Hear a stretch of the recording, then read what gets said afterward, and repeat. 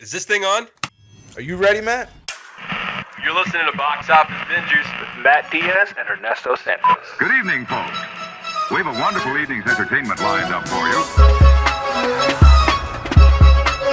We know each other. He's a friend from work. Box Office Bingers. And the only way that I know how to do it is to find you a bloody good dump. He's my friend. I don't have friends. I got family. I can do this all day. You know, if you put your mind to it, you can accomplish anything. Matt, we are racing into this week's episode. Sorry. I was gonna think of a sound to try to find, and I was like, no, I'm just gonna say something witty, and then I just went with something dumb. So It made me laugh. I wasn't expecting it. like, hey Matt, we're speeding into this week's episode. Why don't you tell the folks what we're reviewing? How's that? Was that better? I like that one too. Okay. I feel like we should have like a game show, like music. Hello and welcome to Box Office Bingers. To answer your question, we are reviewing Gran Turismo, the Sony film that's also brought to you by PlayStation Studios. I believe it's the second film out of PlayStation Studios, the first one being Uncharted. I don't know if they've done any more than those two films, but we also do know that they did The Last of Us. So they're moving right along. According to their Wikipedia, their list of productions, the first one, you're right, was Uncharted, and the second one was Gran Turismo. And upcoming, they have Days Gone, which is a game I've never heard of or played before. In Ghost of Tsushima, which I've played that game. That game is awesome. So That's awesome. And Twisted Metal and Last of Us. Yeah, you were right. I forgot. Yeah, Twisted Metal is a PlayStation property. That's right. I totally forgot about Twisted Metal. Yeah. Okay. Yeah, The Last of Us and Horizon. Interesting. They got a lot. Yeah, they've kind of got a lot in the bank right now. Yeah, and right now I know we had so far. I mean, I don't think they're too far off, Ernesto, because the first one was Uncharted, and I think we both came in there with it was solid. Like, it wasn't amazing, but it wasn't bad either. And then we raved about The Last of Us. So correct. Now, diving into Gran Turismo, let's see if they're still having a good track record. It stars Arch. I didn't mean it. Just naturally came out that way. It just naturally came out. Yeah, that's funny. Starring Archie Medenkwi, David Harbour, Orlando Bloom, and Djimon Hounsou. Directed by Neil Blomkamp, who is the director behind District 9, Elysium, and Chappie, which I will say this is an interesting movie to dive into next, because District 9, Elysium, and Chappie is not Gran Turismo. You can even tell by the trailers that's not the same movie whatsoever. And it's written by Jason Hill, who also wrote American Sniper. Also written by Zach Baylin, who did King Richard and Creed 3. And also written by Alex Tesse, T-S-E. C?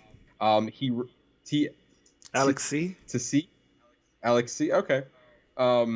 He wrote the movie Watchin, the 2000, directed by Zack Snyder.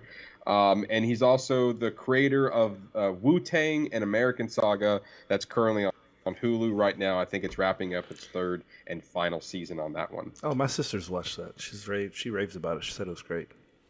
A lot of people are raving about that series.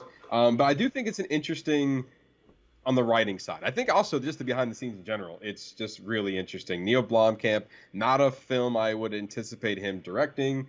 Also, you have an interesting group of writers. You have one with American Sniper, King Richard, and Creed 3 with Zach Baylin. That one kind of makes sense because it's like a sports movie, so to speak. But yeah, the other ones, American Sniper, maybe I can kind of understand that, but we're going to be diving into a little bit of that later on to the show. And Ernesto, we are also closing out, for the most part, the summer blockbuster season.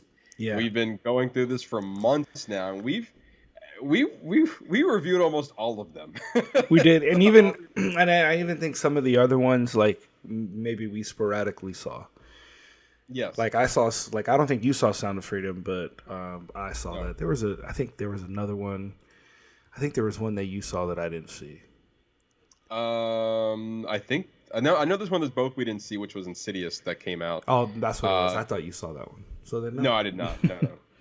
No, but we basically saw pretty much every movie, every big-ish movie that came out this summer blockbuster season. So before we dive into our spoiler review of Gran Turismo, we're going to be diving into our summer blockbuster recap. We're going to be going over all the box office numbers as we teased in previous episodes that we're going to have this conversation.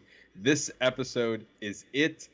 We have all the numbers written down for you. If you're watching us on YouTube, you're going to see some glorious graphics here to kind of break down the budget, what it was projected, the opening weekend numbers, and its total gross as of the recording of this day, which is September 5th. And yeah, I'm really looking forward to having that conversation with you, Ernesto, because it's been a very interesting blockbuster season. Absolutely. And then I guess now that we have everything put together, it'll be interesting to look at it comparatively now. Absolutely. But before we dive into all of that, we're going to be diving into a fun segment we like to call Whatcha Watchin. We don't have a lot of entertainment news this week. There are a few things that kind of trickled in, but we'll save that for another episode. Nothing major that has happened. But let's dive into what we've been watching. So, Ernesto, we'll start with you. What have you been watching? So, I don't have much. But I did go see the movie Strays. That comedy that's in theaters right now, and I'm really disappointed because I really didn't like it. Like I think I dozed off a few times. The funniest parts were in the trailers. Like literally, it's like I was like, oh, we're going to that next funny part that's from the movie. Like there was a couple here and there, but I don't know, like.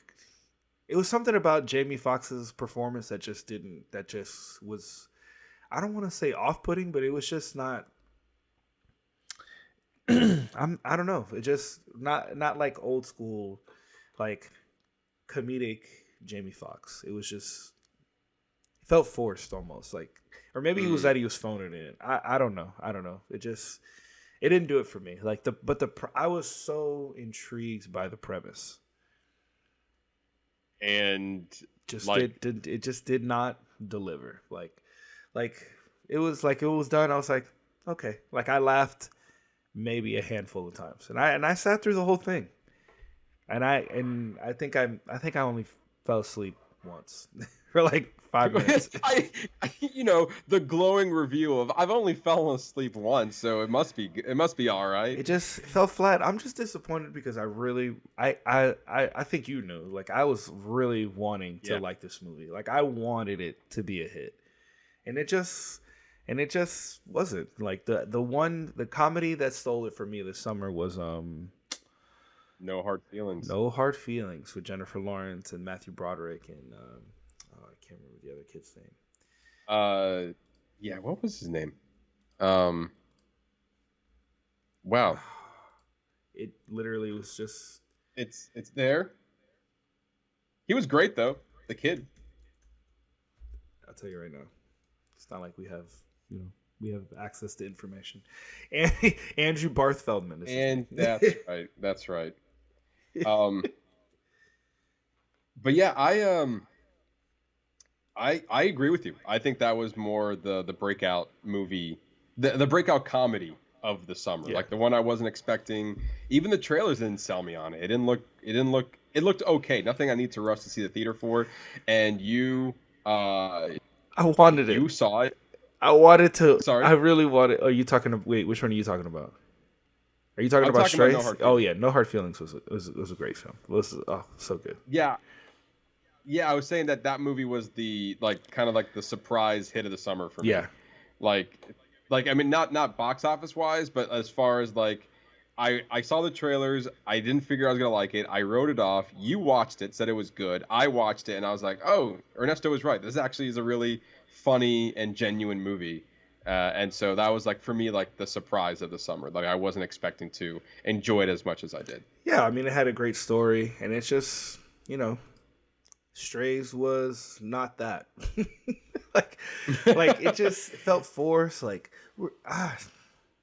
Just wasn't great. What was it? Was it raunchy? Like did it push raunchy? It wasn't even. It wasn't even that raunchy. Like yeah, I mean like. It ends with the dogs, like, spoiler alert, they go to the house and they actually bite a stick off, which they talk about doing in the trailer. And you get this, and you get to see that whole scene play out. And I guess it's justified. Like, if you're this, or maybe this movie just wasn't for me. I guess maybe that's what it was.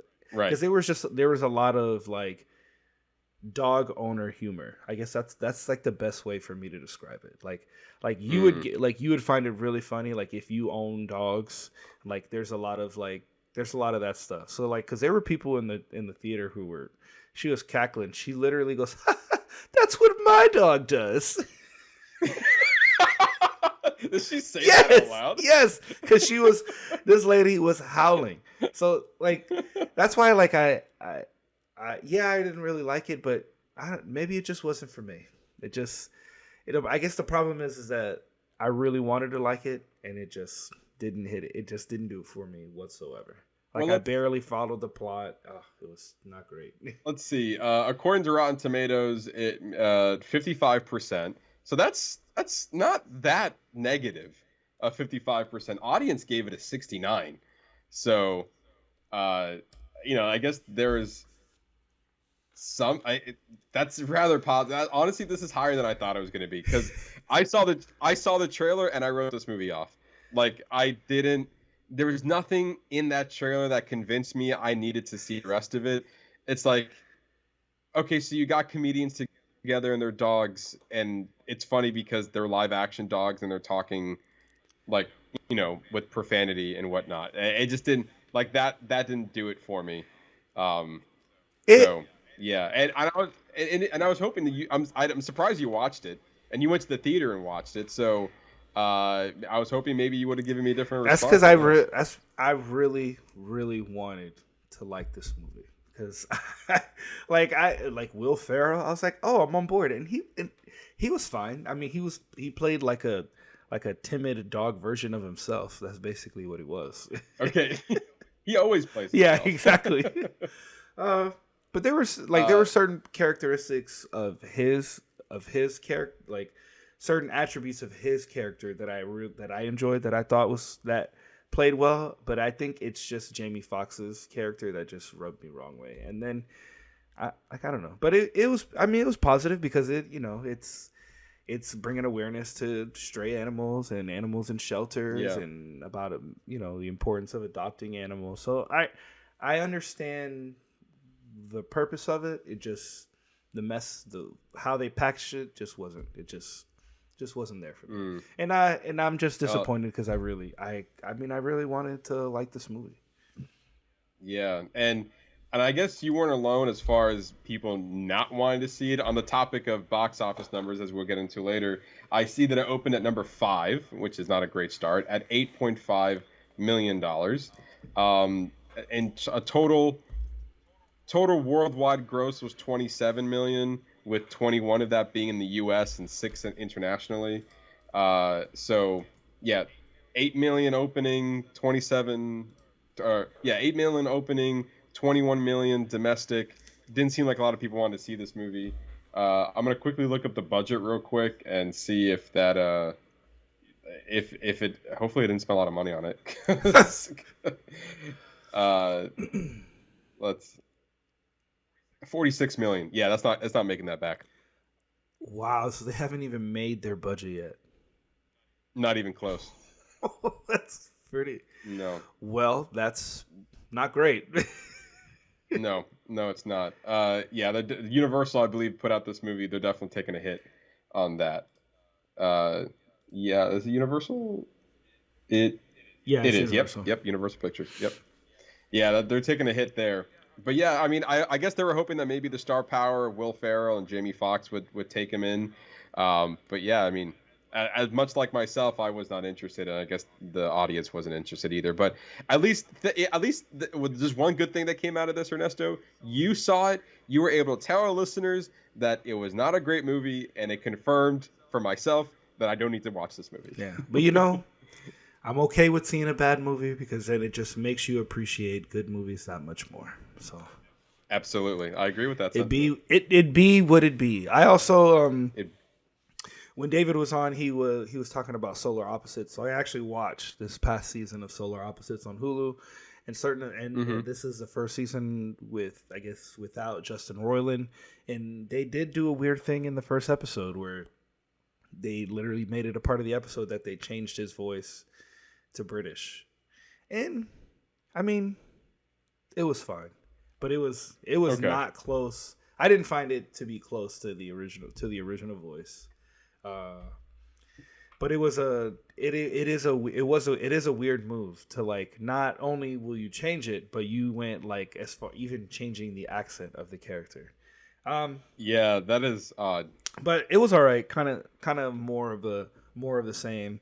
They've got this, like, the show is so much more than like the main characters that's almost like a side piece because they've got all these like little storylines. I don't know. I've talked about it. They have like where the brother and their sister, people who piss them off in the real world, they shrink them, and then they have like this wall city that they put them in, and it's like a rat maze. It's like a hamster wall, and they have like this whole community, and it's like this epic drama that happens of power and like of like deceit and like all this crazy. It's like so dramatic and like so intense. I don't know. I'm here for. It's just silly. It's a great 20-minute show that you can just turn your brain off and just kind of watch and just have a good time. But I know it's one of those things that, it's not for everybody. Like you have to even people who even like animated cartoons. Mm-hmm. I'm sorry, adult animation, I guess is what I should say. Adult, like that, like yes. That's a breed. Like just even the fact that you have to even watch animation, because some people just hard stop at regular TV and they just see cartoons as for kids and whatever. They can, it's their right to be closed-minded. Well, it's funny because every time you talk about Solar Opposites, the one thing that it's always intrigued me about the series is the fact you talk about these miniature people on the walls. Every time you talk about it, it's like, this sounds interesting. Yeah, sometimes maybe that's something I can get into. I don't know. Maybe because you're not really into Rick and Morty. Maybe this one will be more your speed. Mm-hmm. Like, it's funny because I'm not really into Bob's Burgers, but I like Central Park. That's their other show they created for Apple TV Plus. Yeah. So maybe it's more of the story they decide to tell and not like the fact that it's adult animation, because sometimes I feel like those shows, they just like I don't really get into their humor, but I feel like when there's a little bit more of a story to get behind, then I can get involved with it. But I guess it's a hit or miss for me. Yeah, really. Yeah. But I think that aspect of the show, I think that you would enjoy. I think that's something that you would. Yeah. I think that's a part that you would really, really enjoy. And like the show is riddled with great voice acting. I think oh my gosh, Sterling Brown, he did a guest spot on a couple episodes for the people on the wall. Tiffany Haddish plays their computer system, which, like, I don't really care for her in some of the other stuff she's acted in, but I really like her in this. I think this fits. Okay. I think this fits well for her style of comedy. I think it fits. She's got like a good character spot in there. Like, she's good where she's at. Okay. And anything else? I mean, we're watching. So we have like one episode of Yellowstone left. And then we're gonna move on. Then we'll move on to the Bear or Barry. But in between, so I was listening to Peter Berg on Joe Rogan's podcast, and he's created stuff like Ballers.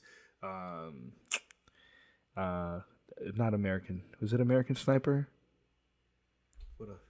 Peter Brook. He did wow. Uh, Deepwater Horizon. Deepwater Horizon. Yeah. The shooter one with Mark Wahlberg. Is it Shooter? He's done a lot. He's a lot in a producing role. Let me see if I can find directing. Let's see. He's done. Oh, he did Spencer Confidential, a movie we didn't really care for. Patriots Day. He did Patriots Day, and Lone Survivor. That's the one you're talking about. Yes. Lone Survivor. He also did Battleship, as well.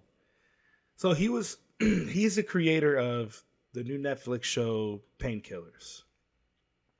And it's like you remember, I think last year I was talking about Dope Sick, the one with Michael Keaton about the Sackler family and Purdue Farms and all that. I'm sorry, not Purdue Farms, Purdue Pharma, not the chicken company.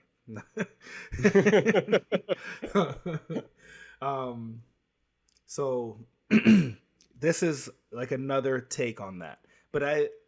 So we watched the first 2 episodes of it, and it is phenomenal. It is really well done. I think it will be better than Dope Sick is my guess. Interesting. Okay. Like it's a little bit more. What's the word I would use? I want to say like chaotic. Whereas Dope Sick was a little bit more of like an organized story. Whereas this is like more of trying to get into the head of the people in that company, specifically the Sackler family, and like really exploring like who these people are and how they got to do what they did. I'm in. I'm fully in. It's great, and it's starring this girl from Orange Is the New Black. Matthew Broderick plays Richard Sackler. Uzo Aduba. I think that's from Orange Is the New Black. Yeah, that's Crazy Eyes from Orange Is the New Black. It's fantastic. Like it's like like right as the show started, I was in. I was fully in.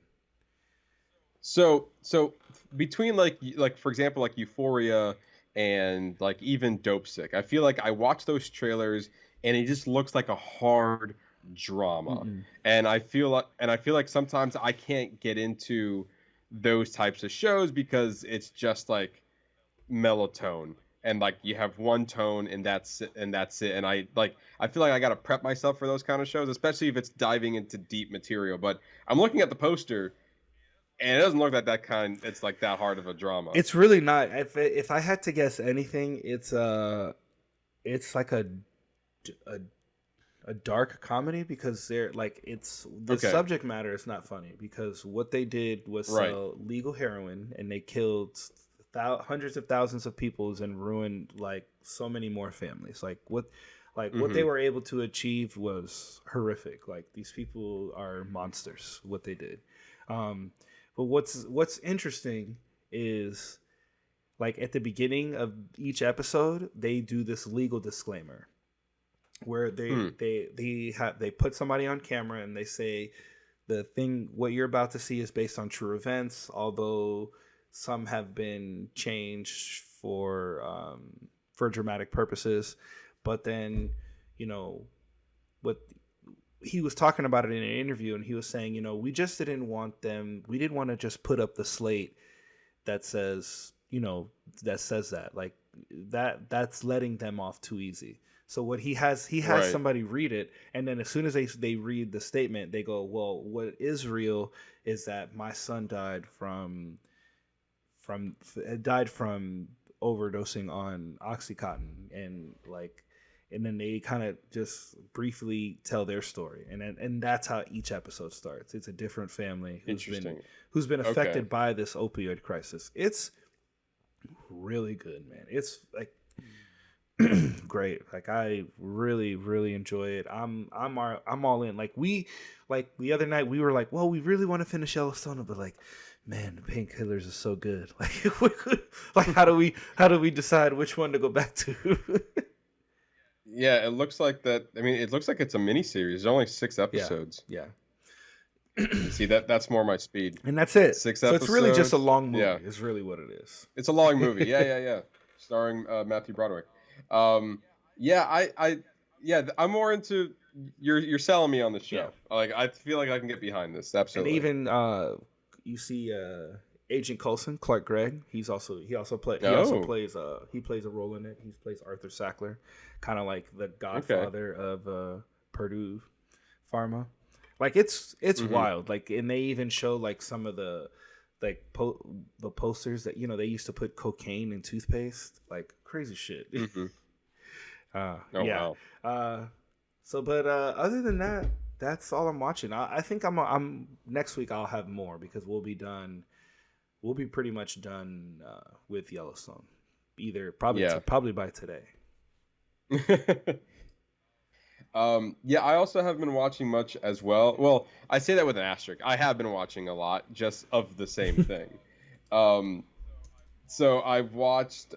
We are officially caught up with Abbott Elementary. We watched all two Oh, seasons okay. of it, and I really enjoyed it. I think for me, it, like you said in previous episodes, it picked up its stride in Yeah. season 2. Like it found its footing. Like a lot of, like, to me, I think the selling point was, I think it was the episode before the Halloween episode, and the Halloween episode was hilarious. Like that was like really racking up like laughs per minute. I was like, okay, I think this is the one where we're turning things around. Let's see, And the Janelle James as the six principal, day. she really grew on me. Like, but Yes. almost exactly the way that Michael Scott's character grew on me in The Office. Like I didn't like it. Like I wasn't Hmm. really here for it at first, but then quickly became my favorite. Yeah, and I agree with you there. I feel like that she definitely became into her own. I think she became a lot Hmm. funnier. But I mean, from the beginning, Cheryl Lee Ralph, she kills it as like the veteran teacher there. Yeah, she's amazing. So it was the episode before. So season 2, episode 5 was Juice, and is where is it Hmm. Janine? Yeah, Janine wanted to like replace the juice at the that the kids were drinking because it was healthier, but that made them need to go use the Mm, bathroom all the time, that's and right. then they had to, like, then the toilet started breaking and all that stuff, and I was uh like, that episode to me was hilarious, and I feel like they get like a double hit with the next one called Candy Zombies, and that was like another great episode where the kids stealing the candy and they have a sugar rush and they're just bouncing off the walls and everything. And yeah, that to me, those were like the two, like, okay, I think we're in it. And it's funny because um Gregory, he dressed up as like a pilot, and everyone was just kind of ragging on him and what he was, and I instantly knew. And Megan's like, "How'd you know that?" Because it was like, "Oh, he's Sully, like the guy who planted the plane on the Hudson. I can tell by his mustache, and also the Tom Hanks Yes. movie." And so then he's like, everyone's just thinking everything different than what that was, and I thought that was a pretty funny gag. And then there was like deep cuts. There was like, they had a lot of Marvel references in there because obviously it's ABC and the Disney family, and they did like a joke where the janitor like had this yellow dot on its head, and I don't think I'd forgot it for what his Halloween costume was. I don't remember. You had the kid playing Thanos. He dressed up as Thanos, and then you have Melissa Machenti um, who dressed up as Scarlet Witch. And so there was a point in the episode where I feel like it's like really deep cuts here, where the kid was like, the episode was ending, the kid like was down on a sugar rush. They were taking him out of the gym, and the kid pulls like the yellow thing on his forehead, and because with that, the janitor looked like Vision a little bit with the thing on his forehead. So as the kid playing Thanos pulled that little thing off, uh, just like in Avengers Infinity War, Thanos pulls off the gem from Vision, and then Scarlet Witch reacts.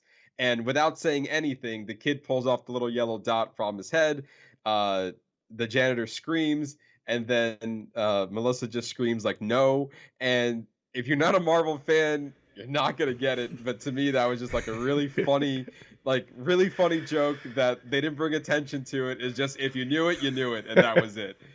You're like that joke. You're like that one's for all right, me. I get it. that was that one's for me. Yeah, and so I was like, okay, we're really having fun with the writing here because that was like it was a great setup in the beginning and it was a good payoff just for the Marvel fans. So with that, I think it's a great show. I think it's an interesting way to end this season. I'm kind of upset that I caught up because I'm like, damn it, I gotta wait like everybody else. And with the writer's strike and the actor strike going on, it's like it's further delayed. So it's like, yeah, we're creeping into fall season, and there's gonna be nothing coming out. Yeah, it's gonna be reality TV and documentaries and a lot of animation. That's what you get this season because. I mean, as we already know, a lot of stuff has been, pushed back already and getting delayed. And so, yeah, this is just we're at, like right now we should be seeing our fall TVs right now, and it's not happening. Yeah. So it's even gonna hurt for this fall movie season. Like we're gonna be getting into Oscar territory, and there's like. Are we going to get to a point where the theaters are not going to have anything new, like almost like COVID again? Yeah, I feel like we are dangerously getting there. I feel like with streaming, it's going to be like a low. I think for right now, streaming wise, if I had to take a guess, I mean, there's a lot less content going in there right now with a lot of. Primarily, we see a lot of documentaries and reality TV, like I said, and you have like one or two big shows coming out in those streaming services to get them by for the month. And I feel like that come 2024 is where we're really going to see the hit for streaming because I think they have a decent idea what they're going to have for the rest of 2023, but then no one's creating anything for 24. So yeah, where I think that's when we're going to really see the hit in the future. But right now, these big blockbusters, I'm sure they're still going to put out their Oscar baits and the animated movies and the indie flicks. We already know that the big blockbusters are being delayed because of it. We already talked about Sony's movies, and I'm going to try to find the... here it is, yeah. I was going to save this for the news, but we're already in the topic of it, that Warner Brothers Pictures delayed Dune Part 2 to 2024, and it had an original release date of November 3rd, 2023. And they pushed it back because Legendary, who was also co-producing the film with Warner Brothers, was like, if we're going to put out Dune, we need to start advertising it in September, and that's not happening. So we're pushing it back they pushed it back to March 15th of 2024. Yeah. So by 4 months. Well, because they're thinking about all the money that they're investing in this project, and they want to be able to utilize their marketing from their actors and their and everyone. Which is, I understand. I get it. They want to be able to promote the film and do the press so they can get the word out the film, so they can make good on their return. So it makes sense. It does make sense, and also Legendary took a huge hit when they released Godzilla vs. Kong and when they released Dune Part 1, because that was during the pandemic, and that was a time when they were doing like streaming and theaters at the same time. Yeah. So they already took a hit on those movies, and they're like, we're not doing this again. We're going to delay it, and this is going to be a theatrical film first, and we're not gonna do this dance again. We want to make our best chances of making the money's possible. I feel like they did lose a good slot, though. I think November was a great time to release that movie. Now, they're battling with like the springtime with like other spring movies that come out around this time. They obviously the reason for the strike was for the reason for the delay was for the WAG and SAG-AFTRA strikes, which prevents the actors from promoting the film. What's interesting about the move, though, for Dune, and it kind of sets up an interesting block, a kind of like a fall-winter season, was that the delay allows the Marvels to have IMAX showings. Because Dune got pushed back, because Dune was originally taking over all the IMAX screens, it was premiering, it looks like a week before the Marvels would have came out, and the Marvels was not expected to have any IMAX showing. And now that Dune got delayed, the Marvels has now now they're going to be releasing the film in IMAX. On top of that, now we're talking about Oscar season. Dune had a really good Oscar season back in 2022 when it was up for all those technical awards. And it was going to be an interesting Oscar season coming up in 2024 when you had Oppenheimer and Dune kind of battling it out for those technical awards that seemed that Oppenheimer was going to be favored for.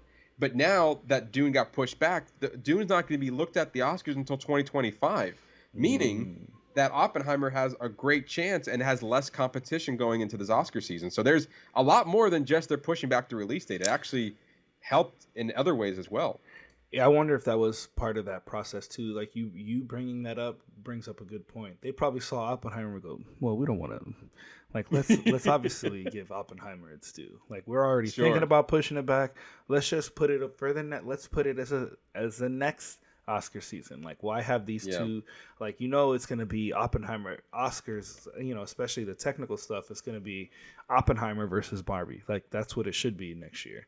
And if they wait till the following year, I mean, because they have a shot with their costume design, their production design. Like, Dune is definitely in the conversation, but given this year with the massive success of Barbie and Oppenheimer, it almost will. I think in the long, it sucks for us because we have to wait, but I think in the long run will help Dune tremendously.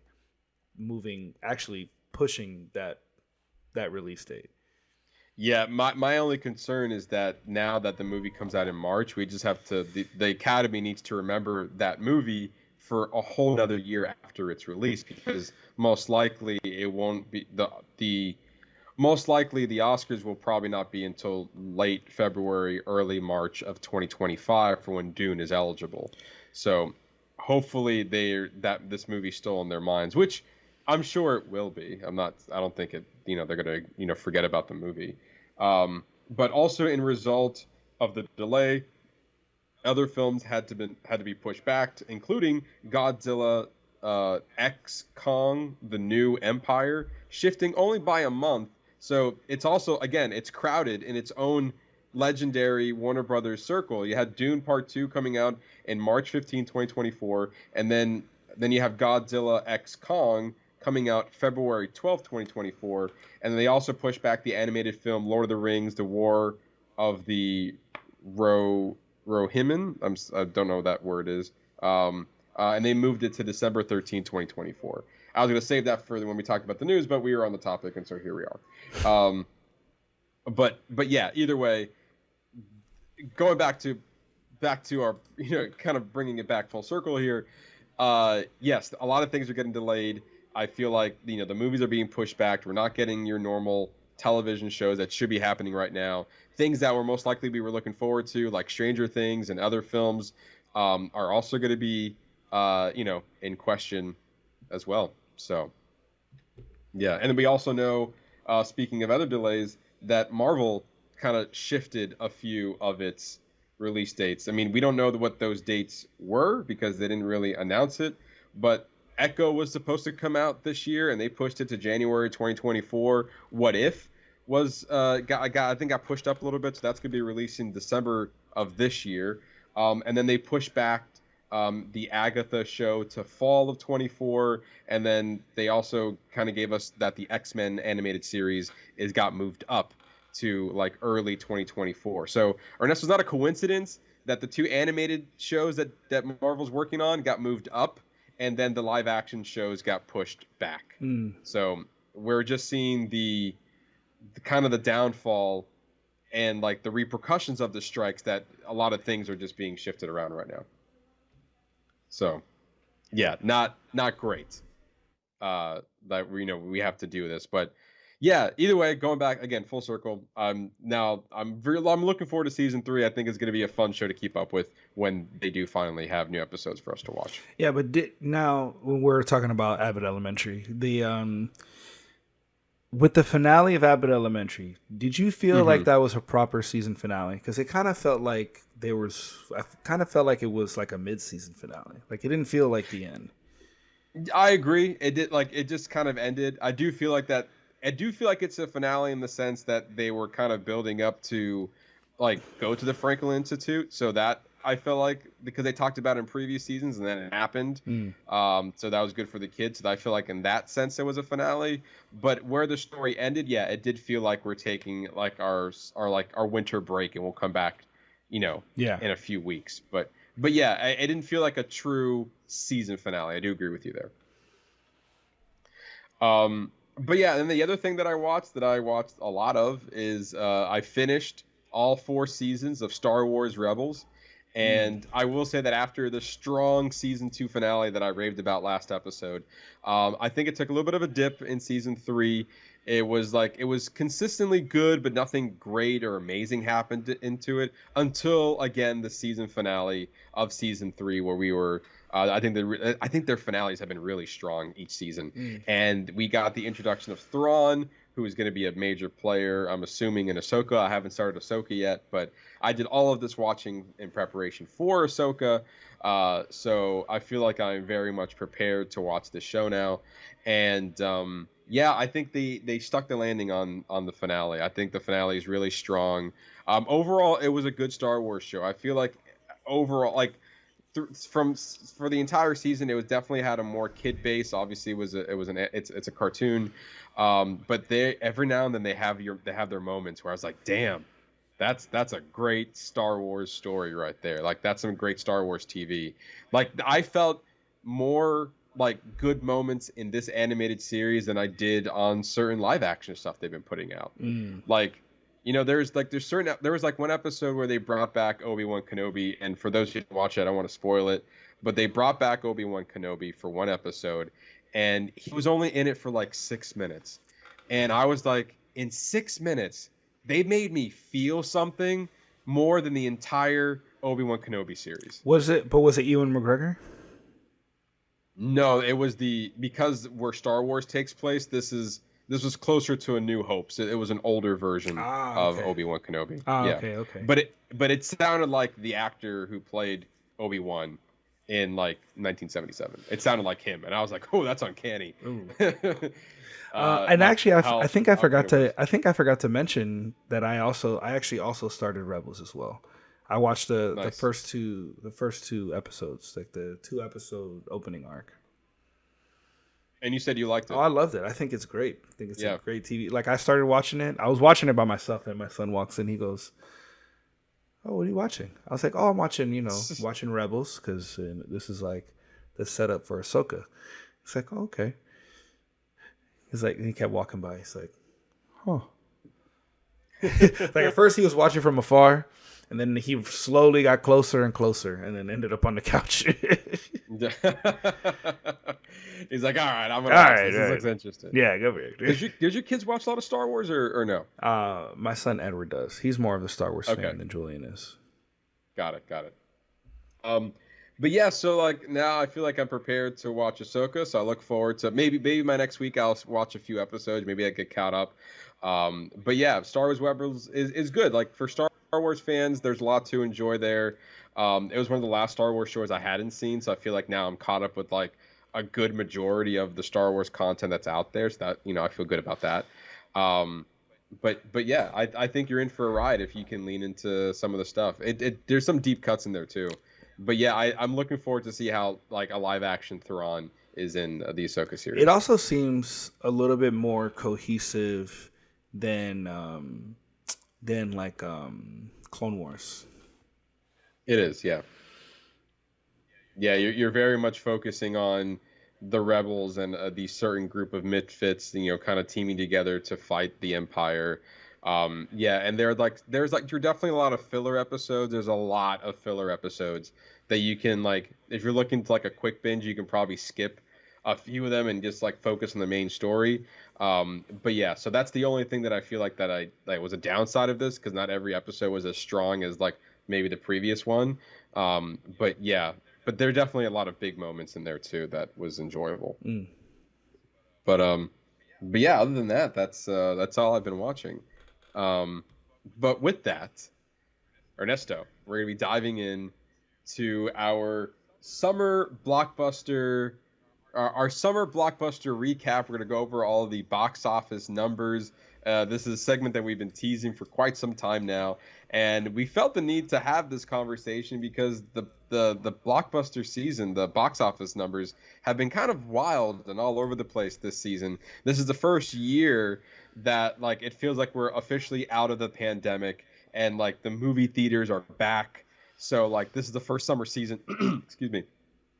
This is the first summer season, I should say, that it feels like that the movies are back. We have some strong hitters. We are in the movies every single weekend, Ernesto, with what they were coming out with. Sometimes and so twice a week.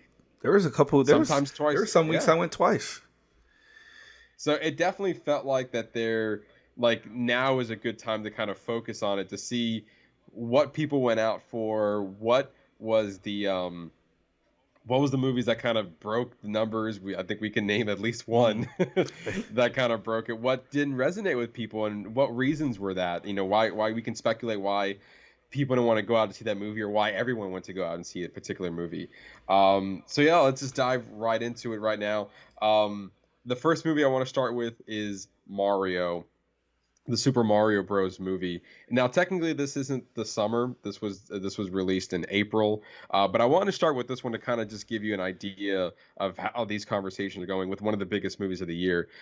Super Mario Bros. Movie had a budget of $100 million. It was projected to make just over that with $112 million. Opening weekend, it shattered those expectations with $146 million, and now you can see the worldwide gross there of $1.35 billion. Again, all these numbers we're talking about in this segment is as of the recording date. The numbers could change, especially with the worldwide gross. Yeah. Today's date is September 5th, but yeah, the Ernesto. It's an understatement to say that this movie was a monster hit. I think that this movie shattered a lot of expectations, especially since there were some conversation about Chris Pratt not having the Mario voice. But, as we talked about in our review, like they found a way to address it in a creative way that was like, that actually made it work, which I thought was a gamble because you were doing that to one of the most iconic voices in voice acting, which is the voice of Mario. Like when people think of voice acting and animation, like that's one of the main ones. Everybody knows who Mario is. So it's like to take such an iconic voice like that and then to still deliver such a smash hit. I mean, Jack Black was born to play Bowser. Oh yeah, with the Peach, with the Peaches song. It was great. It was a great movie. Like I'm glad to see. And then I think the plot is simple enough that it's good for a wide variety of audiences. Yeah, and I think a lot of things were going well for this movie. One, Mario. It's a massive IP that was coming to the big screen. The only other Mario property that was there was the live action version, when you can even hardly count that. So I feel like a lot of fans movies, something new in the theaters. It was the only animated movie out there and I feel like because it was geared more to kids, a lot of families went out there to take their kids to go see it and probably see it again and again and again. Yeah. And what's it on? It's on Paramount, Peacock? It's on Peacock. It's on Peacock now. My daughter has watched it like 100 times at least. She loves it. Wow. And now she wants to play the Mario games. So it worked. It definitely worked. And $1.35 billion, yeah, I would say it worked quite well. When we're talking about these numbers, I think it's a good rule of thumb to keep in mind is that the general rule of thumb is that a movie needs to make 2.5 times its budget successful as the marketing budget is usually equal to its production cost, and then there's the movie theater's cut. So when we're talking about these movies going forward, 2.5 times the budget is technically considered a success or close to those numbers. Double is probably preferred. So I would say that under $100 million budget, and I think the budget and worldwide gross is a conversation we're going to be having. There are two topics that we're talking about a lot here because with that, Ernesto, it made 10 times its budget. Yeah. That's easily a huge win. You can easily say it made its money back. Easily, I think it's safe to say that the movie was a success. I think it's easily safe to say. Yeah. But yeah, and like I said, even though it was geared to kids, this movie wasn't necessarily. I enjoyed the movie for what it was, and it's Mario and had a lot of Easter eggs in it. And it was also geared toward a younger audience, but because it was geared to younger audience, I think it made a lot of money for that reason. I agree. Yeah. So now let's dive into our next movie, which is Guardians of the Galaxy Volume 3. Pretty much the first movie to kick off the summer movie blockbuster season. And it had a huge budget of $250 million. It was projected to open with $120 million. It came in a little bit short with 114, but I think that's okay because the worldwide gross was $845.5 million. Fantastic movie. Like, I mean, these two, like, we got a great kickoff to the summer movie season between Mario and this one. Like, then this one, this was James Gunn's send off before he heads over to DC. So there was just, I felt like there was a lot riding on this movie to be great, and it was. Yeah, and it was, and I think the fact that it was successful definitely, kind of leans into its box office numbers. And you just mentioned James Gunn's last movie in the MCU as he goes over to DC. I feel like a lot of eyes were on this movie to see how he was going to close out the chapter. A lot of eyes on the Guardians because it's most like the last time we're going to see them all together, and they talked about that as well. And so, yeah, and also this was like aside from Spider-Man No Way Home, this was like the next big movie that a lot of people are looking forward to after Endgame, because all of the other movies were kind of smaller in the sense of like we're getting introduced to newer characters like Shang-Chi and Elemental and Eternals. And we weren't really, we had like Thor 2 and Doctor Strange, but it wasn't, we weren't really, I feel like it didn't match as to what we were expecting those movies to be. But this one, like you said, had a lot riding on it. And I think that because of good word of mouth and everything that was standing against it worldwide at $845.5 million, that's, I think, again, they made their money, they just over tripled the amount of their budget there. So I think for Marvel, it was a big success in that front. And then we move over to some family. We got Fast X with a budget of $340 million. Projected opening was $60 million. They at least surpassed what they opened at $67.5 million, and a total worldwide gross of $704.7 million, which is crazy because the movie is not that great. But I think typically these movies do better internationally than they do domestically. Like, I just wanted to look it up real quick. Domestically, it made $145 million, and then internationally, where it made 79% of its money, it made $558,749,000. So it, wow. So like the movie is for us, but it was clearly, I guess, for the rest of the world. Like, but those like extravagant movies like that tend to always do better over there than they do over here. At least it seems like, And also, let's just go back to the budget. $340 million. That's an ugly amount of money to devote into this. Like, I can't understand, like, as far as Universal is concerned, of like, we're going to spend $340 million on this one movie. I don't know. I don't understand how they can expect to make a profit when the projected opening was $60 million. And I'm $60 million. And I'm not that great at math. So let's see, 704 divided by 340. It's a little bit over 2 times the budget. So it technically was not a success. No, it wasn't. And the sense, like, it was like, it almost like in this case, the movie broke even. But again, as we're going to be talking about the budget on a lot of these movies, there could have been a cheaper version of that. Right? There could have been. That's a wild number. Like, that's crazy. It is. $340 million to make the movie that you put out. And let's not forget, it's only half of the movie. So only half of the movie cost only half of the story cost $340 million. I'm sorry, it's going to be in 3 parts. So I'm sorry, it's only that's a third of the story of the cost for this story. Honestly, what's crazy about this is that if they had cut off $100 million, like we just talked about Guardians 3 making $250, if a $250 budget is a large amount of money in and of itself to make a movie. So even if you had that, you would have made a huge gain in financially. Yeah. Like if you're doing 2 times, you definitely would have made your money and then some if you just cut off $100 million in that budget.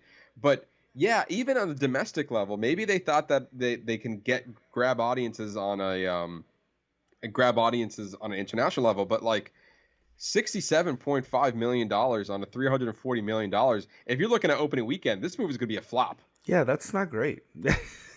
No, it's not. But also, I think I remember reading that this movie opened under what Fast 9 did. That's right. And it was in a pandemic. I think Fast 9 opened to $70 million, and this one, outside of the pandemic, opened with less. Which to me is like, wow, that's kind of crazy. And so I don't know. I feel like for me, these numbers. Well, first of all, Universal spent way too much money on this movie. I don't know if anything had to do with the pandemic. They spent way too much making this movie. They spent way too much. I don't know if anything to do with the pandemic as well. They could have had strict filming rules during the pandemic, which made things cost a little bit more. That is a possibility. But with that, Universal, you got to cut the budget a lot for the next movie because clearly even looking at the opening weekend numbers are not matching your budget. You got to bring it down. But again, worldwide, it looks like at least they broke even, which I don't think a studio strives to break even. Yeah. So well, yeah, Fast X is what it is. It is what it is, and yeah, it just. And I enjoyed the movie. I liked it. I just don't. I just can't just. I know that you did. These numbers, but like for me as a fan of the franchise, I enjoyed the movie. So thank you for putting it out there. But as I'm looking at your financials, but bro, you gotta. Come on. You gotta cut the cost down. You gotta rein it in. Stop cutting it. Rein it in. Maybe not have so much of the family in every movie. Maybe that might help keep that number down a little bit. Well, and then from Fast X, we go to Little Mermaid. Budget $250 million. Projected opening $196. Opening weekend $96 million. Total gross $569.1 million. This is another one that I'm kind of curious if it made more internationally than it did domestically. The projected was 100. You said 196. Oh, excuse me. Projected opening $100 million. Opening weekend it made 96. Total worldwide gross $569.1 million. It's actually pretty split. 298 million domestically and about 271 internationally. So it's about a little bit. Yeah. It's about 50-50, a little bit more here domestically. It was okay. I had my small issues with the movie, but it's one of those that I just thought it just wasn't for me. But Halle Bailey's performance was incredible. What I do wish for that is I just wish they would have given her own movie as her own princess, like not rehash something that's already been done, not recycle something else. Like she was deserving of something original is kind of my take on that. Yeah, and I feel like maybe Disney was looking, and we're going to be talking a lot about Disney and their not so successful films they've put out this year. Yeah, they've had a floppy summer. Let's just call it that. Not wrong. I feel like they had I guess Marvel is under Disney, so Marvel is under Disney, so I guess Guardians is a success story in that front, but it's the only one that we're going to be talking about, and after all the movies. No, that's a lie. That's a lie.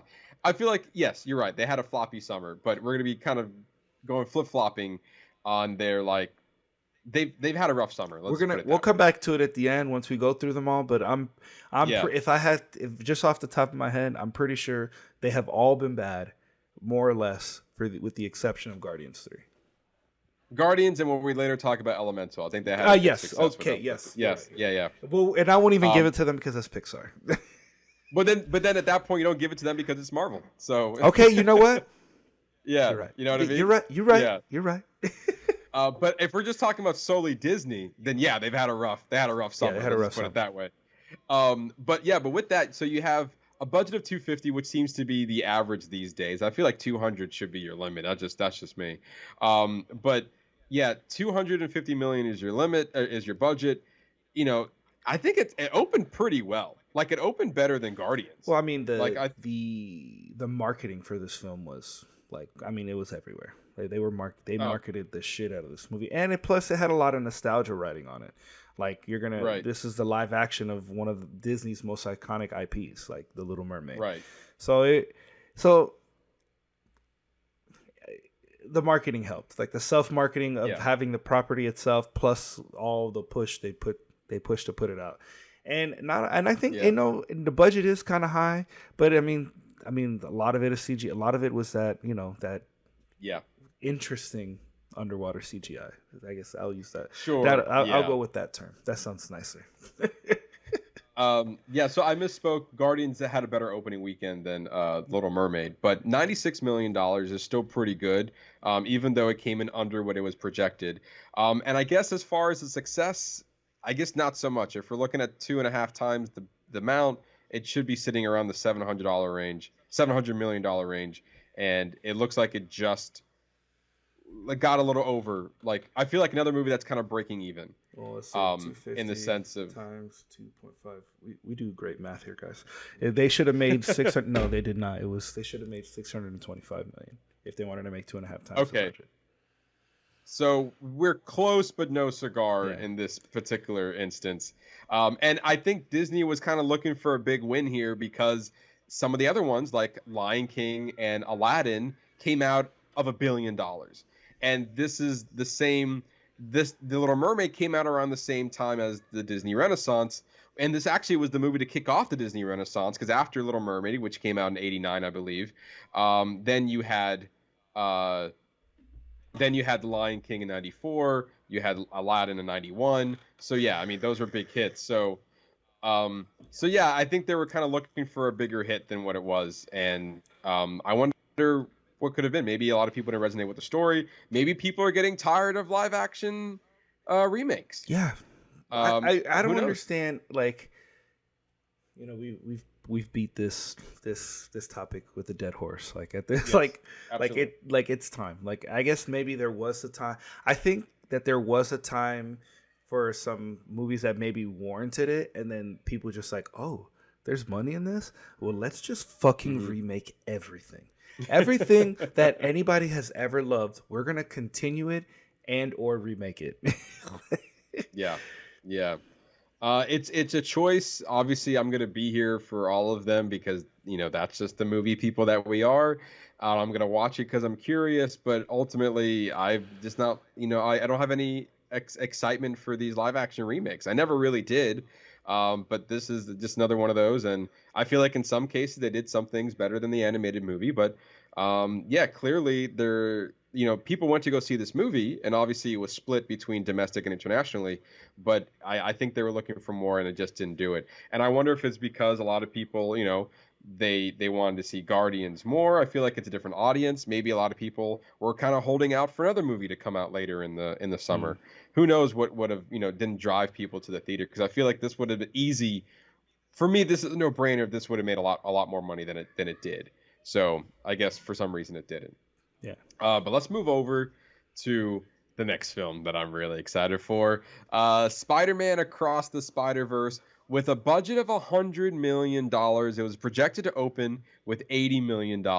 And man, did it shatter that by opening weekend, $120.5 million. That's $40 million over than what it was projected, with a worldwide gross of $689.3 million as of right now on a $100 million budget, Ernesto. I feel like that. There you go. That's how you make a profit. That's a right summer there. Success. That's a clear summer success. They already made their movie, and also I'm just looking now. Like they're split. as far as domestic internationally. It's 381 domestic and 308 international. So once again, a nice kind of seems like very even. Like it's very interesting how certain movies are very 50-50 and then certain movies are just like Fast X. It's like 80-20 almost like Yeah. like total opposite. But this was a great movie, even though this one kind of falls into the like you're only giving me half the story. Like you're not giving me like I feel like there was a movie we watched this summer that was like It was Fast X. no that for as far as negatively, but I felt like just recently we Oh. saw something that was like a part 1 or a part 2, but it's still like the movie still gave us the complete story, and I can't it escapes me right now, but I do remember vaguely that there was something that we watched that was Oh, Mission Impossible. yes, thank you, Mission Impossible Dead Reckoning, and we'll talk about that in a little bit. But I felt like as far as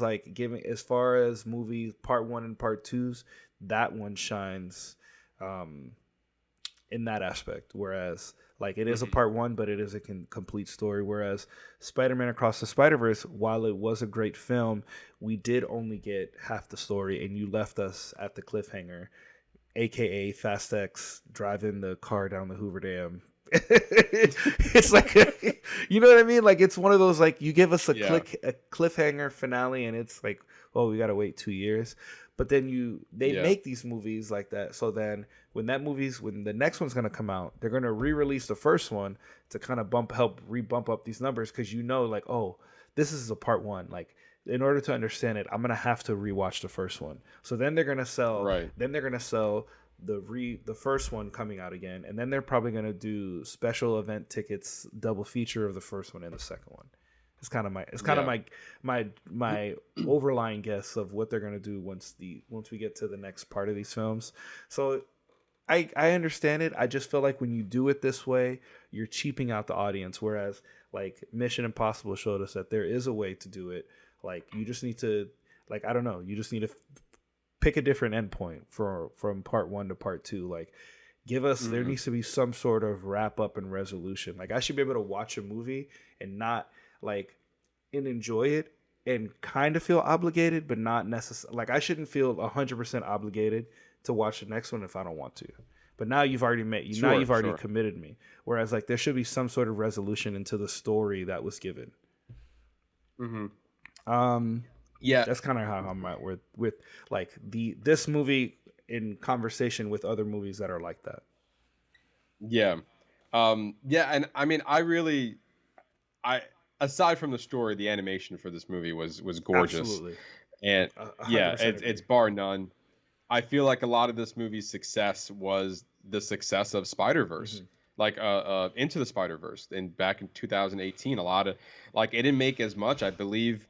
Like Into the Spider-Verse opened with $60 or $65 million when that movie opened, so it nearly doubled with what this movie made. And I think a lot of it had to do with the hype surrounding about the first movie, the fact that it won an Oscar, the hype leading into this movie, and the anticipation for this next movie. I think the marketing did a really good job of promoting the movie, and then it delivered. You saw a crazy animation just like the first movie, even better so. I think word of mouth got a lot of people excited for it, and therefore turning out a huge gain for Sony, and also it's Spider-Man. It's gonna make money regardless. I'll agree with that, man. I mean, the mix that they did in live action, which I feel like they're teasing us up for what's to come for the third movie. But just to go back, Into the Spider-Verse worldwide it made $384 million, domestic opening of $35 million, and a budget of $90 million. Okay, so I was off. I said 60. So the opening was 35 million. That's that's 4 times the amount of it, at least in the opening weekend, more than double for the sequel. So clearly those numbers alone just kind of showcase how much people really wanted the sequel and how much of an impact that when going into the first movie, people probably just saw it as, oh, it's just an animated Spider-Man movie. I don't have to watch that. And now the sequel comes out and all the what that movie had done for Spider-Man and for animation, people were like, I can't sleep on this movie again. I have to watch it. And interesting, it made 381 Across the Spider-Verse made 381,000 domestically, 381 million domestically, and 308 internationally. Whereas the first one I just saw, actually, it was more of a direct 50-50, with a little bit more internationally, actually. So the first one did better internationally, whereas this one did a little bit better. It was like, 80, about almost a little bit less than 80 million more domestically than it did internationally for the second one. Yeah. And the fact that the budget was the same, you said the budget was around $90 million for Into the Spider-Verse. Yes. They only upped it by 10 more million to make the sequel, and they had a huge return. So they already had a good like profit on the first movie. They had a huge profit on the second one. I mean, that's a good gamble. Their projected opening was 80, so you were projected to make almost your full budget back in one weekend. That's right. That's okay. Mm-hmm. Okay. Yeah, and it's like, and then the movie was like, hold my beer, I'll raise you with, we'll exceed that expectation. And also, what a conservative approach to like increasing your budget, like only increasing it by 10 million, like. But then like you get Fast X, that's what was it, 250, 3 million, 350, 340, 350, some crazy stupid ass number for that movie. And like, look at the quality difference. And then this is like a fully animated movie, whereas that one is a live action. Yes. I mean, also we're talking about different audiences here that we are appeasing to, but also as everything, it goes down to the creators, and we'll talk about that a little bit later in some other movies that we're going to be watching. Like, the creators make a difference. You can 100%. Have a smaller budget and make a fantastic movie, as opposed to a big budget and not make a as good as as it could be. So the budget does not mean that it's going to be a great movie. True. Let's talk about the next one. All right. No, so you take. Okay. Well, I thought we were gonna do every two, but it's okay. Is it two? No, I can do. No, it. it's no. I mean, it's whatever you. It's fine. It's. No, I mean it's. But you want me to do this one? I'll do the. I'll do this one, and then I'll do the next one. How about that one? How about that? Fine. All right. Okay. So perfect. we have things so organized here, guys. All right. So the next movie is Transformers: Rise of the Beast. Budget $200 million. Projected opening 70. Opening weekend was 60 million, so kind of underperformed a little bit there, and it only made 438 million worldwide. I'm also gonna look. I'm curious because now, without me seeing the number, I'm gonna guess that it did better internationally than it did domestically. That's a good Let's guess. go, I'm right. It did 157 million domestically and 281 million internationally. But this is another one that these typically, like these epics like this, tend to do better across the globe than they do here. I don't know what it is about. It is these big CGI movies, like monster movies, like stuff like this, like Godzilla and this movie and the other one, and Fast X, for whatever reason, seem to do well across the globe. But this is one that was a surprise for me, that I surprisingly really enjoyed. I really loved Anthony Ramos's performance. Also, was it Pete Davidson? Pete Davidson was I was like, what he did surprisingly good in that role, and I am not really a Pete Davidson fan whatsoever. Mm-hmm. But it was surprisingly good. I really enjoyed it. It was an enjoyable film. I think it was a little on the long side, if I remember. But kind of sad to see that it looks like it barely. It broke its budget, but not the 2.5, not to be financially viable. Right.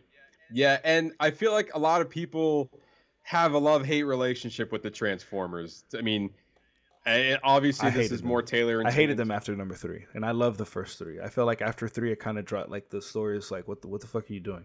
Like, it just kind of went way left field. But this one brought it back for me. Yeah, and I feel like at that point, you can even look at I'll look at see how the box office numbers were for Transformers. What was the prior ones after the Michael Bay? Oh no, they were all Michael Bay. Age of Extinction. Yeah, it's a 2014 movie. That one made $1 billion, and it opened at 100 million with the first movie with Marky Mark. And I feel like this was the one after Shia LaBeouf, so a lot of eyes were on it. But I am curious about The Last Night. But here, and that's another where is one. it? This is a perfect 80-20 split. Domestically, it made 240. We're talking about now. We're actually talking about Age of Extinction. 245 domestically and 858 internationally. Wow. That's wild. What's interesting is that Transformers: The Last Night, which was the last movie directed by Michael Bay, opened to 44 million domestically, had a $605 million worldwide.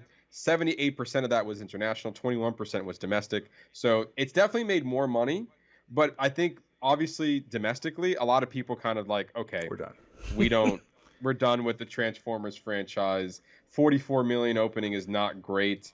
And then I would quickly want to look up Bumblebee because that one kind of like This is the preamble, brought it back a and little bit. this is technically the part 2 to that.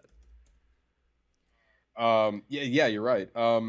It looks like Bumblebee opened to 21 million with 467 worldwide, 72% of that international, 27% domestic. So again, tailoring to an international market, it made just a little worldwide the amount, just over what Rise of the Beast did. So like Bumblebee closed out at 467 million. Looks like Rise of the Beast is kind of plateauing at 438 million. So I do feel like that because of the opening, which was 60 million, was better than Bumblebee, which was 21. Mm-hmm. So I think from there we're gaining. As an audience, I believe the Transformers are gaining our trust again. I will agree with you because I liked Bumblebee, but I definitely enjoyed this movie way more than Bumblebee. I mean, it was a back to that, like the charm that the original one had before Michael Bay Bay'd it. Right, and I agree. I mean, well, Michael Bay wasn't part of all of them, but I think this one under new direction had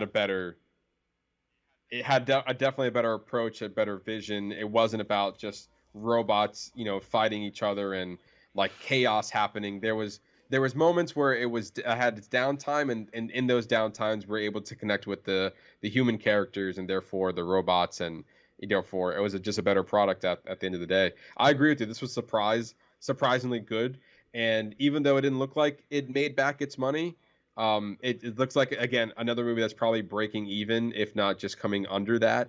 With that ending, I think it's setting itself up for success.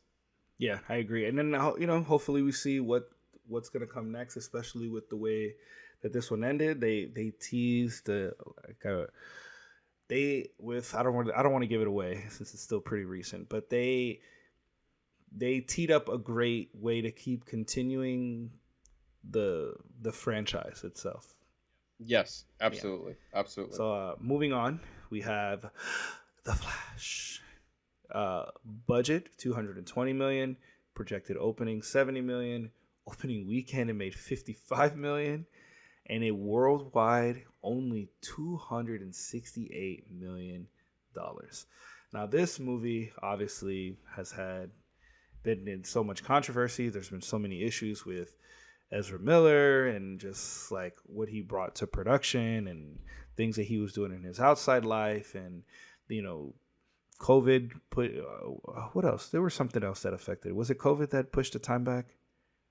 Yeah, well, COVID didn't help, and also just they were shooting James during Gunn. COVID, that's right. They were shooting during COVID, and then on top of that, just the James Gunn of it all. We know that this movie was not going to be part of James Gunn's DCU. So, in some eyes, why am I going to watch this movie? Why do I care if it's not going to lead to anything? It also wasn't that great.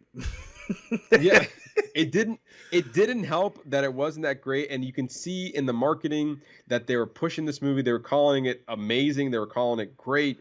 James Gunn said Early, it. I was like, you lied. yeah, James, yeah, You lied, sir. That movie was not great. Liar. Lied. All lies.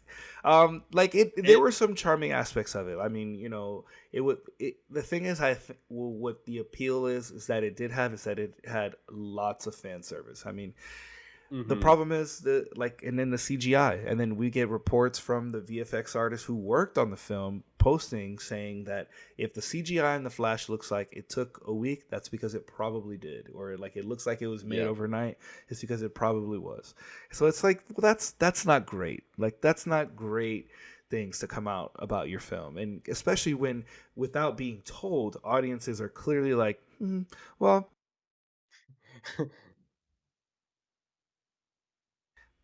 I kind of feel like I've seen better than that. yeah. And Ernesto, you might kind of cut out there a little bit. I just want to just let you know, just if you can switch it back to the other one. Oh, did my mic switch on you again?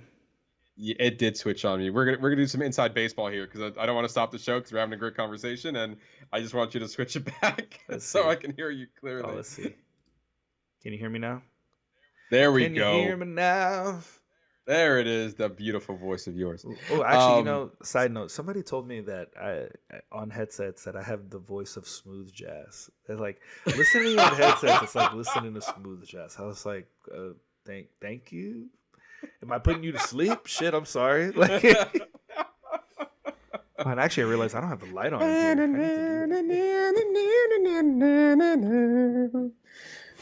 And now we love some Kenny G. We'll be talking about him later. Yeah, I know, right? For the sweet sounds of box office pinchers. Anyway, back to the Flash. Yeah, not so sweet. Not so sweet. Not a great movie. Like, just. Yeah, I think a lot was riding against this movie. I remember early talk saying that this was gonna, reinvent the DC universe. It's very similar to Black Adam and those like early remarks. It would also like, yeah, I know, right? James Gunn was heavily promoting the movie as being like a great story at the very least. But again, things that are going against it. Ezra Miller was not, doing any favors to this movie. The fact that James Gunn was basically resetting it after these next set of movies. So what's the point? And also, word got out that this wasn't a great movie. And I think all of that kind of culminated to be like, you know what? I really don't care to watch this movie. I don't have any drive to go watch it. And it shows in the opening. I remember that the projected at one point was $120 million. It was supposed to be a breakout hit. Yeah. And then slowly, I think the people who are making these projections started realizing that, wait a minute, the interest is going down. And then they landed on 70, and then it went 15 under that. That's crazy. And the fact that you look at the budget of 220, and then you see the incredibly low amount, $268.5 million. It barely crossed the budget line. Not even close to being a financial success. And as far as the breakdown, like internationally, it made more. 59% of its gross was international, and 40% was domestically. So it's like not even people here were thrilled to go see it, to go see their superhero, our superhero, the Flash, more than they were internationally. I can't say it, and then also the fact that this wasn't a great movie. It wasn't my favorite movie of the summer by far. So it just shows. It hurts because this was Michael Keaton's return to Batman. Right. And this is what happens to his. This is what. Now, hopefully that's not what everybody is going to associate with his legacy as Batman because of what he did for us. What he gave to comic book movies, what he's did for the genre, and just like all nerd shit regardless. Like, this shouldn't diminish it. I just hope. I mean, it's not great. I mean, he was. his stuff was fun. I mean, you can listen to our review about it. I don't want to start on that again because I'm just gonna get upset. I do I do feel like this is most likely the last time we're going to see Ezra Miller as the Flash. We're probably not going to see Michael Keaton return as Batman unless James Gunn has a deep plan of playing with the multiverse. But as for now, it feels like that we are done with the Flash for the moment. Yeah. All right, let's move on to Disney Pixar's Elemental. And before I talk about it, I think this is a great time as a midway point that you should head over to our social media channels and on our YouTube page at Box Office Bingers so you can see our lovely faces and these lovely graphics that we have prepared for all of you to see for this. And also, this will be on our social media channels as well once we're done talking about it, once these episodes are up. But for now, you can see these lovely images that we have put up here, and also our faces. And also, if you're not already, go follow us on our YouTube page at Box Office Bingers. The ad's over, and now we're going to talk about Disney Pixar's Elemental. With a budget of $200 million, it was projected to open to $40 million. It came under and made $29.6 million. I think it's also worth noting that this came out the same weekend as The Flash. And this was also the first movie that we were talking about that did not open at number 1. Elemental opened at number 2 under Flash. As we just talked about, Flash opened with $55 million that week. Elemental opened with $29.6 million, so really under that. But surprise, surprise, apparently when you have a great movie, you have great word of mouth, great animation. It's still in theaters right now if you want to watch it. And right now its worldwide gross is $269.7 million. If you would have asked us back in June that you see a $29.6 million opening under a $200 million budget, this movie is an absolute flop. And Pixar has some rediscovering they need to do. But then all of a sudden, the power of Pixar, look at that, $469 million worldwide. I would say the same. That's $469. Did I say it wrong the first time? You said $269. But I think you meant $469. But I had to go look to make sure. I was like, well, which one did you mean? It's $469. $469. But yeah, to me, this is the success story of the summer for Elemental. Yeah, I mean, I agree. This movie was surprisingly good. When we took the kids to go see it, we were like, I am blown away. Like I did not expect this movie to be like literally. I remember when we reviewed it, we were kind of like it was like, well, we'll do a double review. Like we'll see if we have time to fit it. It was that one, and I think the next one, and then the next one we're going to talk about too. No, it was we paired it with our foreign film. It was Spirited Away. Oh, you're right. Yeah. But it was great. It was an amazing film. This is another one. 325 million internationally, 153 domestically. Wow. So what percentage is that internationally? 68%. 68 internationally, 32% domestically. So really, international market really kind of leaned into this movie. It kind of saved it from being a box office flop. No help to the U.S. here. Yeah. And I think that it looks like that number went up a little bit because the total worldwide number now is up to 478. But that's like you said earlier, like the movie is still in theaters, which is great. I'm glad to see that it's getting its love, and it looks like it's already made its money back. So I mean, I'm here for it. I think we're close to that 2.5 mark. I feel like 400. So it would need to be at least 450. 600. Well, 450 to make 2.5, it'd have to be 450. Yeah. You're right. Yeah. So so now we're in the profit margins. It's making a profit now. Yeah.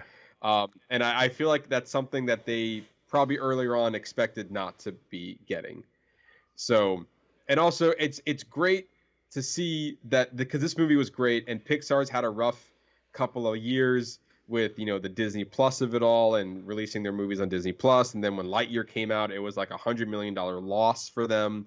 So Pixar needed a win. It very much needed a win, and I'm happy to see that win came from also a great movie. Agreed. Agreed. Yes. Once again, I loved it. It kind of fit. It's above Super Mario, but in the realm, I think it's meant for a wide, like an everyone audience. Like my daughter, absolutely. like as young as my daughter, and then me, like all the way up to me and my wife, love the movie. Like all the kids love it. And it's so bright, it's so colorful, just very similar to Mario in that sense. But the animation was just a little bit unique that makes it stand out above the rest. We got some heavy hitters from Best Animated Feature next year. Oh my God, are you kidding me? Like between Elemental, Spider-Verse, Mario, Turtles, like it's all there. We got it this year. It's gonna be rough. And there's still more. We Yeah. still have Wish. And- We still have Wish coming out later. Disney's Wish coming out later this year. Like Very true. And also maybe other movies that we're not even thinking about right now, and internationally that could kind of sneak its way in there. Very true. We also have that movie from the guy who did Spirited Away. He has a movie that's been getting a lot of, the one that had like no trailers and everything. Oh, his newest I think it's one. called like his new movie. Yeah, I forgot what it was called. the name of it. But he's coming out with a new movie, and a lot of people are saying that has early contentions at the box office as well. I'm sorry, at the Oscars as well. So yeah. Hayao again, Miyazaki. Hayao Miyazaki, that's right. And what's the movie? Did you get the? No. No, oh, sorry. I thought you looked up. I was trying to get how do you live? How Do You Live? That's right. Okay. Yeah, that one's getting a lot of attention right now because of the nature of the marketing, as well as I think people are saying it was good for the people who did see it. It's not on U.S. markets yet, but when it does, I very much look forward to watching it. Absolutely. So Elemental, great. It's a box office success story. We're about transitioning to That's why I wanted you to do this one. Yeah. I'm just kidding. Indiana Jones and the Dial of Destiny, another Disney-owned property under Lucasfilm. A budget of $300 million. A lot of that went to the de-aging technology that Harrison Ford went through, and a lot of de-aging scenes that was in this movie. It was projected to open with $65 million. It came in under, opening at $60.3 million. It had a worldwide gross of $381 million. Again, under the budget of $300 million. I think it's safe to say it's a flop. It's safe to say that guaranteed flop. It's a hard flop. Hard flop. And I feel like, in a way, it wouldn't have been if I think this has everything to do with two things. One, negative word of mouth. They opened this movie at a festival that I don't remember, either the Cannes Film Festival, one of the film festivals this movie opened with, and people kind of shit on the movie. And I think they were looking to premiere this movie at the festival to get early positive buzz. And then all of a sudden people are like, oh no. Cannes. Oh no, this is Cannes Film Festival. And I remember reading early reviews are like, guys, this is not the Indiana Jones I remember. And then we saw it and we were like, it had its moments, but it wasn't the resounding send-off I wanted Harrison Ford and Indiana Jones to have. And with that, maybe the negative buzz was what kind of deterred people away from watching the movie. I don't know. Or maybe people don't care about Indiana Jones anymore. Maybe they were like, Harrison Ford, old man Indy, come on, guys. He's too old for this. And he did Logan. And you think about what he did for Logan. And you're like, damn, he's going to do that for Indiana Jones. What a baller way to send him off. And then we didn't get that. And that's not what we got. Ernesto, you got to switch your mic over again. It cut out on you again. I think it's only for what you hear on Skype. Oh, really? Yes, I believe so. But I'm going to switch it so you can listen to my voice. Yeah, I prefer to hear the polished version. Is that better? Do you like that? That's way better. Yeah, there it is. That do you like? Are you not entertained? Are you not entertained?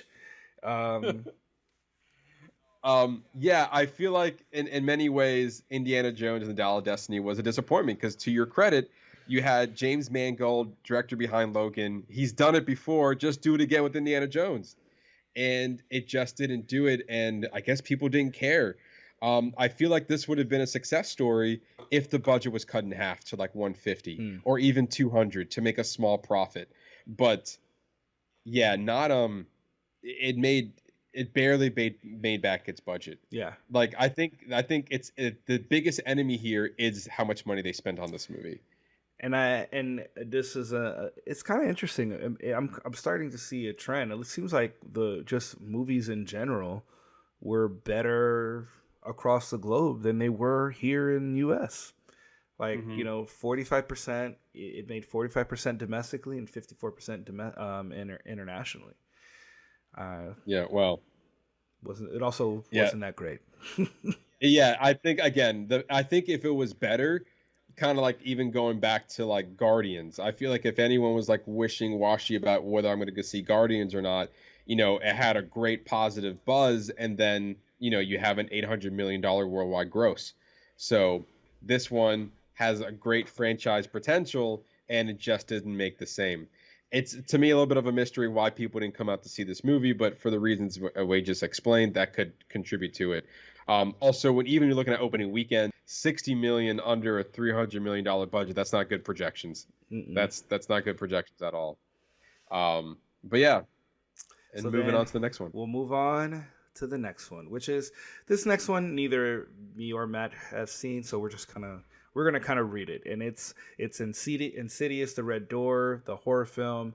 It budgeted at 16 million. It projected 30 million for opening, that's kind of like, oh yeah, you planning to make more than what it took to make. Okay, but they did. Their opening weekend, they made 33 million and total worldwide gross of 180 million. But these movies, like especially this franchise, Insidious does really well.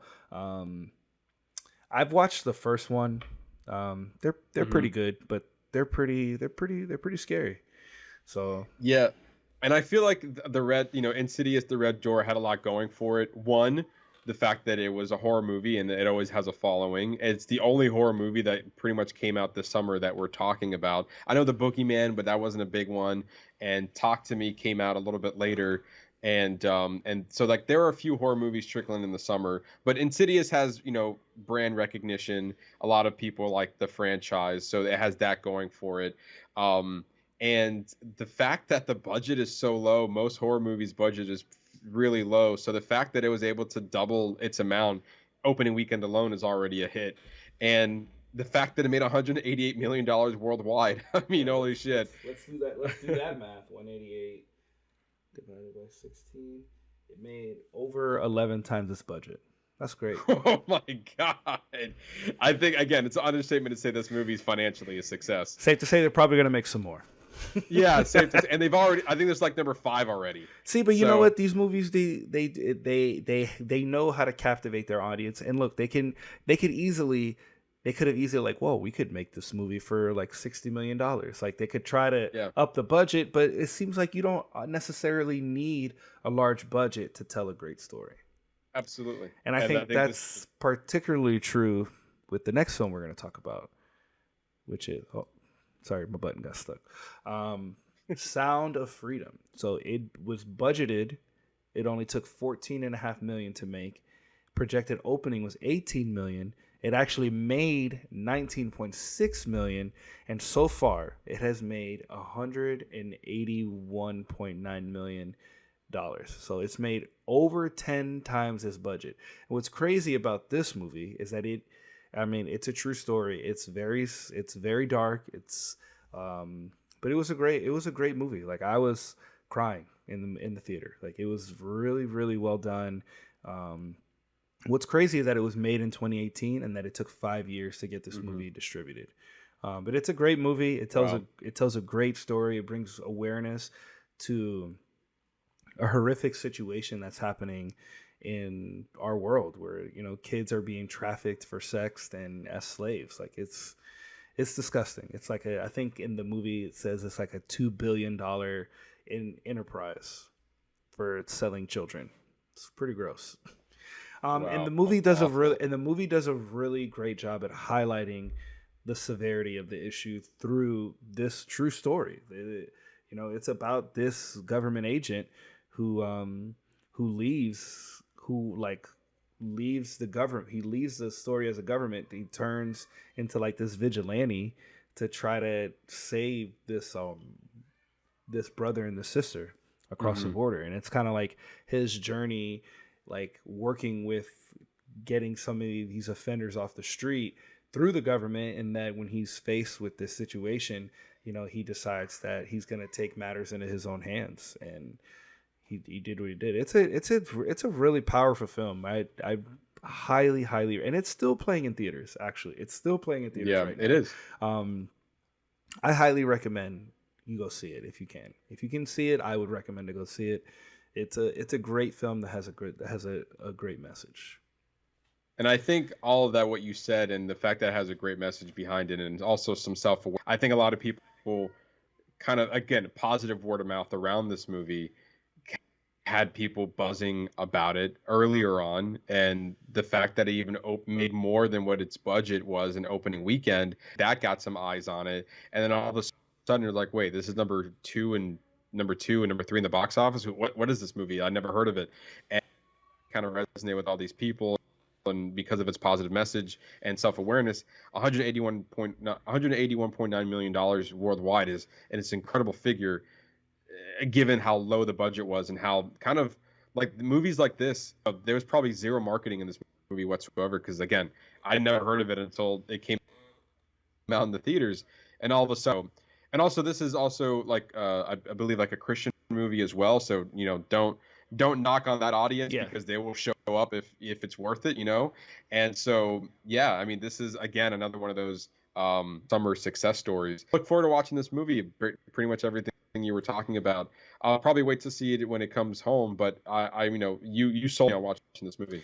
And it is made by because it's produced by Angel Studios, which is like a religious production company. But there's like, if for people who are like adverse to watching stuff like that because they feel like they're gonna get preached to, like there's at least from what I remember, there's like literally none of that in this movie. It's just about this story. But because there's sometimes those movies it's like very, very cringily trying to push their ideology. Yeah. On you. Like they're like, if you're worried about that, I would say don't worry, because there's really none of at least for me, there was none of that in this movie.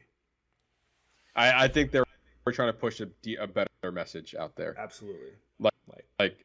Yeah, like one that is like, you know what, this story is very important that we need to tell, and we want to tell the that tagline story. for the movie is perfect. It says God's children are not for sale. It's like, well, yeah, that makes sense. Yeah.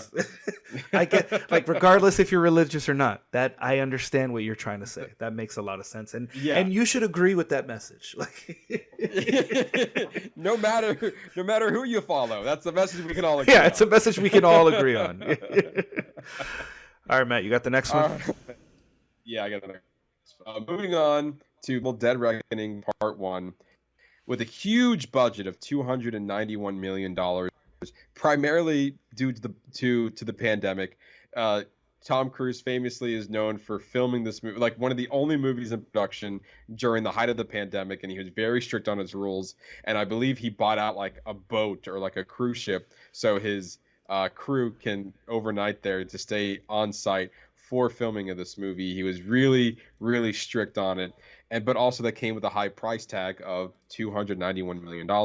It had a low projected of $60 million. Opening weekend, $54.6 million. Not great. It came in under what it was projected. It did, however, get a worldwide gross of 560. So we are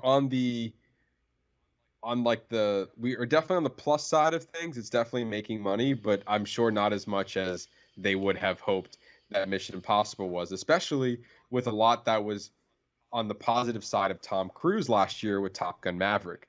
I think the studio is banking on the fact that Tom Cruise is obviously a Hollywood movie star, and if people showed up for for Top Gun Maverick. They're going to show up for Mission Impossible: Dead Reckoning Part 1. And also, it's a viable franchise, so Mission Impossible always puts out with this spectacular stunts.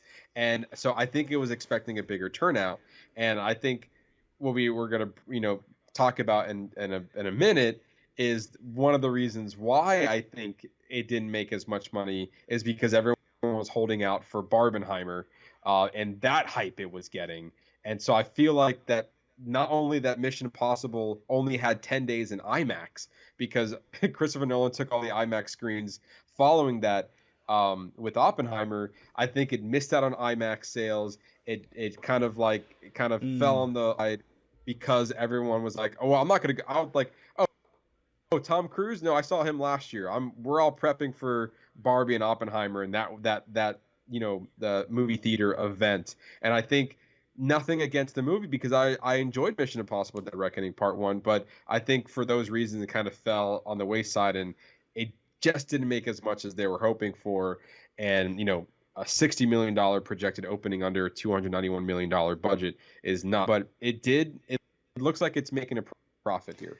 I don't know. It's $291. It made $560. It's only 1.9 of its budget, so it's not even. It's not even there yet. In order to make 2.5, it's not. 291 times.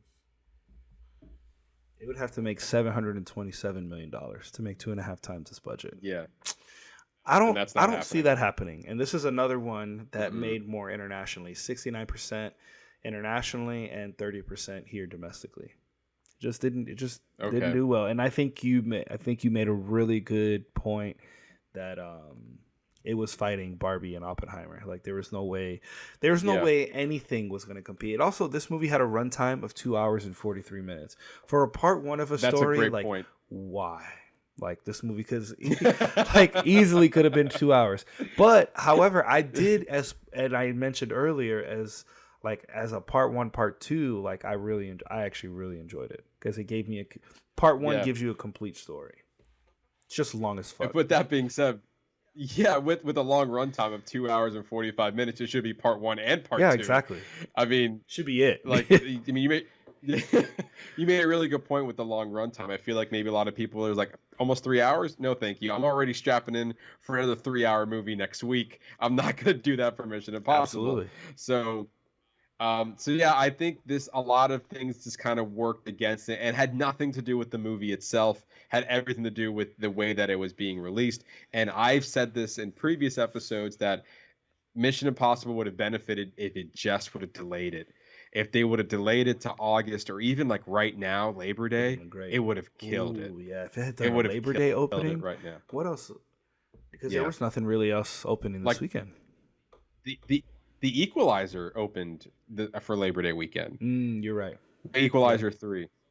So Denzel took Labor Day, but Tom Cruise could have easily taken it even mid-August. There was not a lot of big blockbusters that came out in August. It could have easily swept. But it held tied to its guns, and I think it's paying the price for it. But with that, we're going to move on to probably one of the biggest movies of the summer, Barbie, with a budget of $145 million. It was the talks where the budget was at $100 million, but I think as the movie was coming out, the real numbers started to show, and it was $145 million. Maybe it was for all the pink that they used, or maybe how much of the marketing. They maybe spent a lot more on marketing because they figured because of Barbenheimer, they're like, hey, let's continue marketing this movie. People seem like they're going to watch it. Let's invest more into it. It was projected with all of the Barbenheimer talk. It was projected to make $93 million. It exceeded that projection by $70 million, which is crazy. It opened with $162 million. Currently, right now, it's the highest grossing movie of 2023, both domestically and internationally, with a whopping $1.38 billion with a B. Barbie does not stand for Barbie anymore. It stands for billions. Because that's how much money. That's how money it's made. I mean, the marketing for this movie, everything behind what the event that they created for that weekend of going to the movies, all helped for them to reach that number. And obviously the movie's doing well. It's still in the theaters. It's still going to continue to see. I think we're going to still continue to see that success. And you know, I know it was like Barbie versus Oppenheimer, but you almost can't really, like, they compare, but they also don't compare. You know what I mean? Yeah. Like it is meant. It really does. Like, I know they pitched it for everybody to go see both, but there was a clear audience that was gonna sit. They're like, well, I want to just go have fun, so I'm gonna go see Barbie. Like, Yeah. well, do you want to go sit and learn about the atomic bomb for 3 hours? But like, don't get me wrong, I love Oppenheimer, but I understand that is a movie that's not for everybody. But before I kind of say any more about Oppenheimer, like Barbie, 44% was made here domestically and 55% internationally, which I thought was kind of surprising. I thought that the more of the draw with how all the hype, I thought more of the draw would be here.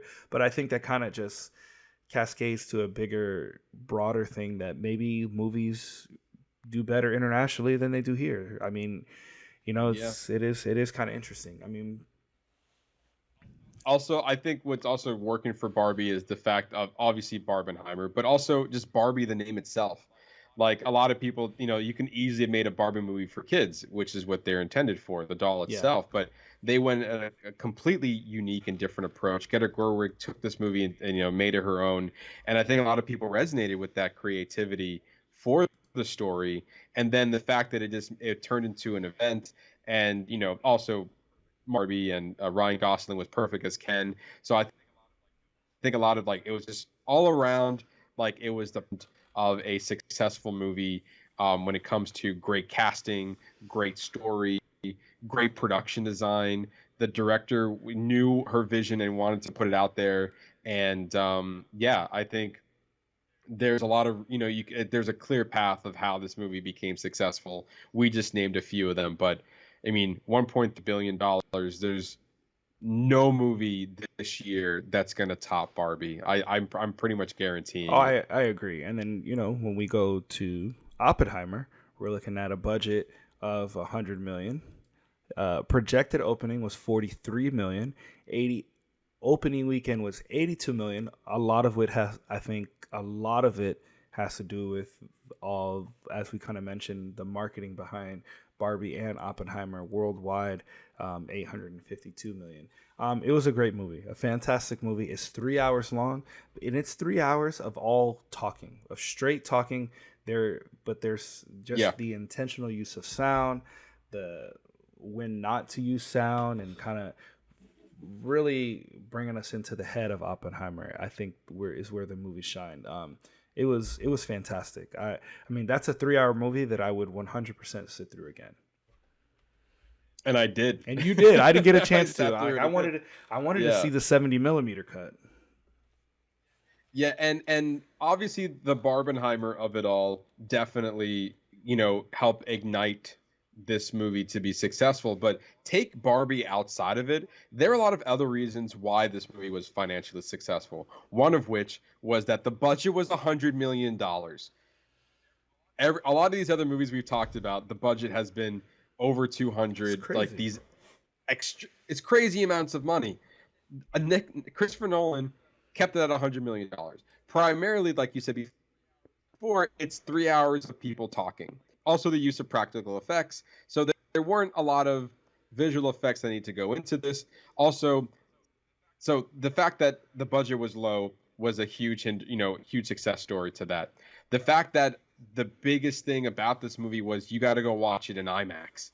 So a lot of people drove to see it in an IMAX showing. I saw this movie twice in IMAX because Christopher Nolan said that to watch this movie in IMAX and use all IMAX cameras. And like, it was not always just like a movie theater event. We have to go see this movie. Oppenheimer was more, you have to see this movie in IMAX, and it resonated people who respected the movie theater experience and the craft of the filmmaking and the cinematography of it all. And they're like, okay, we must see this movie in IMAX.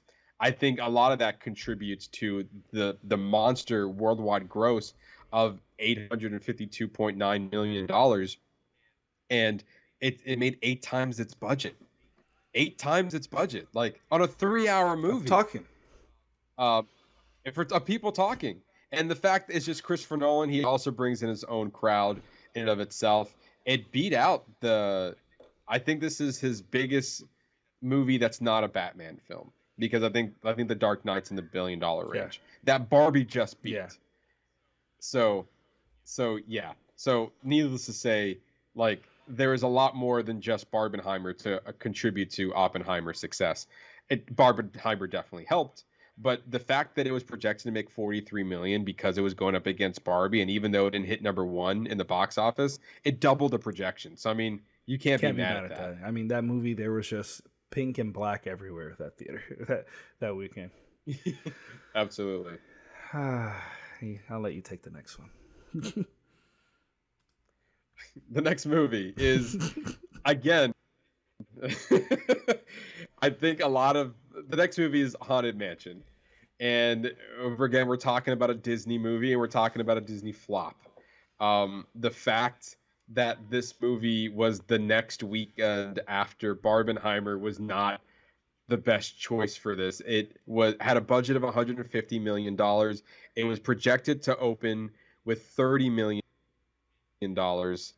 It ended up opening 24 million, less than what was projected. Currently, it has a worldwide gross of $100 million, not even close, 50 million off its budget. It opened less than the Eddie Murphy Haunted Mansion movie. And I think one of its two biggest things about the movie that I feel like hindrance on its box office success. One, the timing of its release for one of the biggest movie theater events of the summer of Barbenheimer. People who missed it the first week are going to go back and watch it again the second week.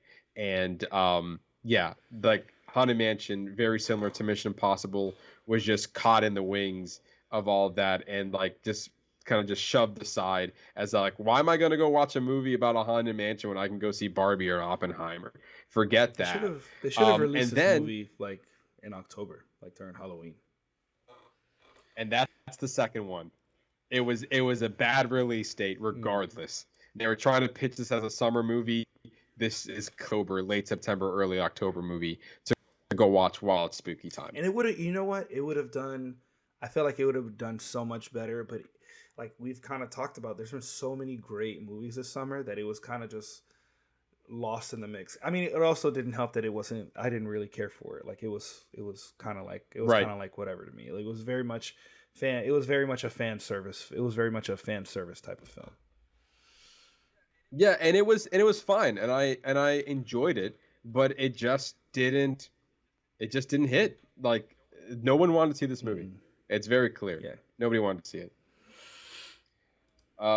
And also just kind of hindrance on Disney's flop. That's now, it didn't really hit it with Little Mermaid as much of a profit they wanted. They had a huge loss for Indiana Jones, and now they took another hit with Haunted Mansion. Like I think Disney's hoping for a huge hit with Wish because I kind of have hopes for it. I hope that it will do well. I have high hopes for it. Yeah.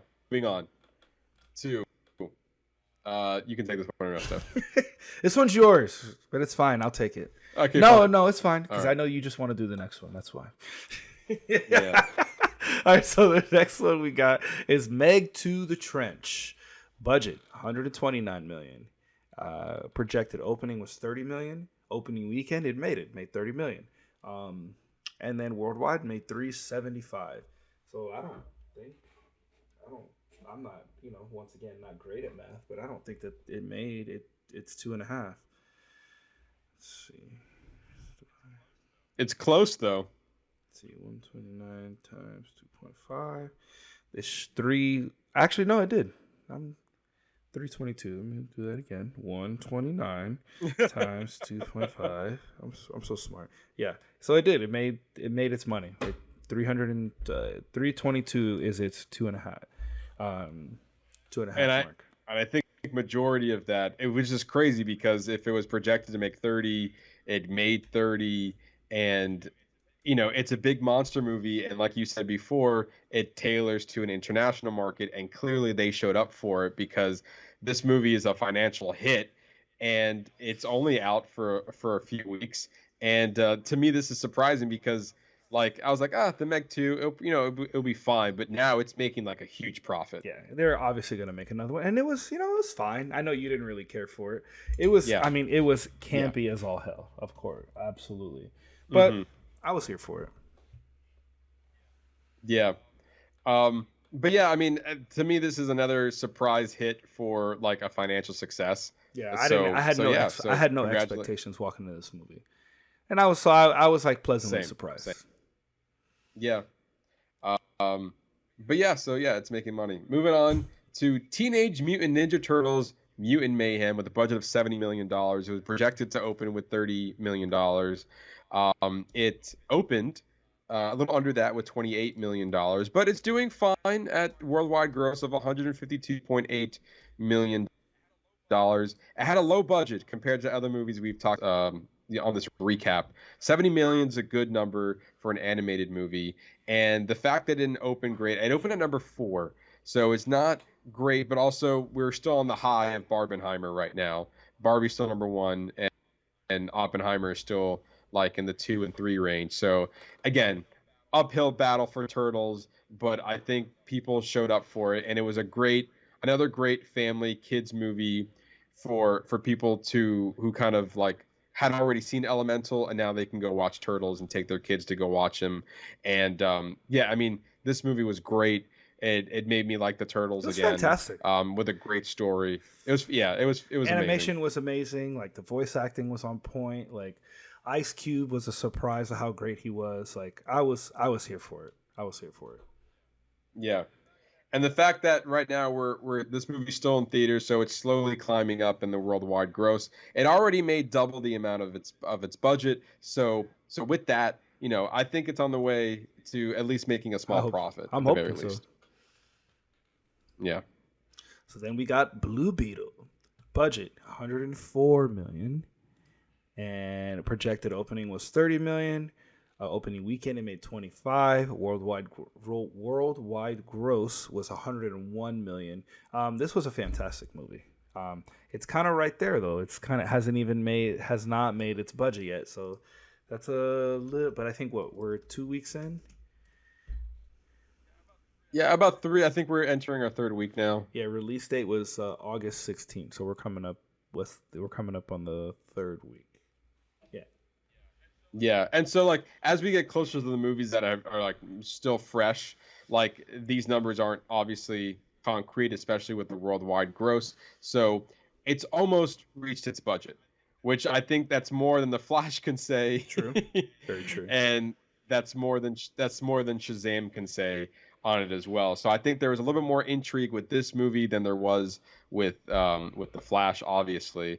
But yeah, I mean, I don't think they was expecting this movie to be a huge. It is suffering from the fact that we weren't really sure what's happening with DC right now, and so this is kind of faltering in that a little bit. But I think positive word of mouth is getting around on this movie, and I think people are slowly watching it. And I think it's on its way of. It's hard to tell because right now it's going to make back its budget, but it's not. I don't think it's going to hit the 2.5 that it needs to be. Yeah, financially. We're kind of late into the summer now. It'll be hard for it to get that number. So we got 2 more left, but I'm gonna flip them just so we can end with the one we're gonna do the review on. So instead, fair enough. So as far as release date, Gran Turismo would be before Equalizer 3, but just for the sake of conversation, we're going to do Equalizer 3 next. Budget was $70 million. Projected opening was $30 million. Opening weekend made $34.6 million. And it's already made $68.3. That's it releasing Labor Day weekend. So I think it's well on its way to do very well. I really enjoy the Equalizer series. And what's particularly interesting about this one is that this is the first time Dakota Fanning and Denzel Washington have been together since Man on Fire. And if you haven't seen Man on Fire, it's probably one of Denzel's best films. Like it's an incredible, like the both of them are incredible in that movie. That is to me, that's one of my favorite movies from him. Yeah, and I stand by that too. I mean, well, first of all, excuse me, the Equalizer franchise is one of the I think it's one of the only sequels Denzel's actually come back for.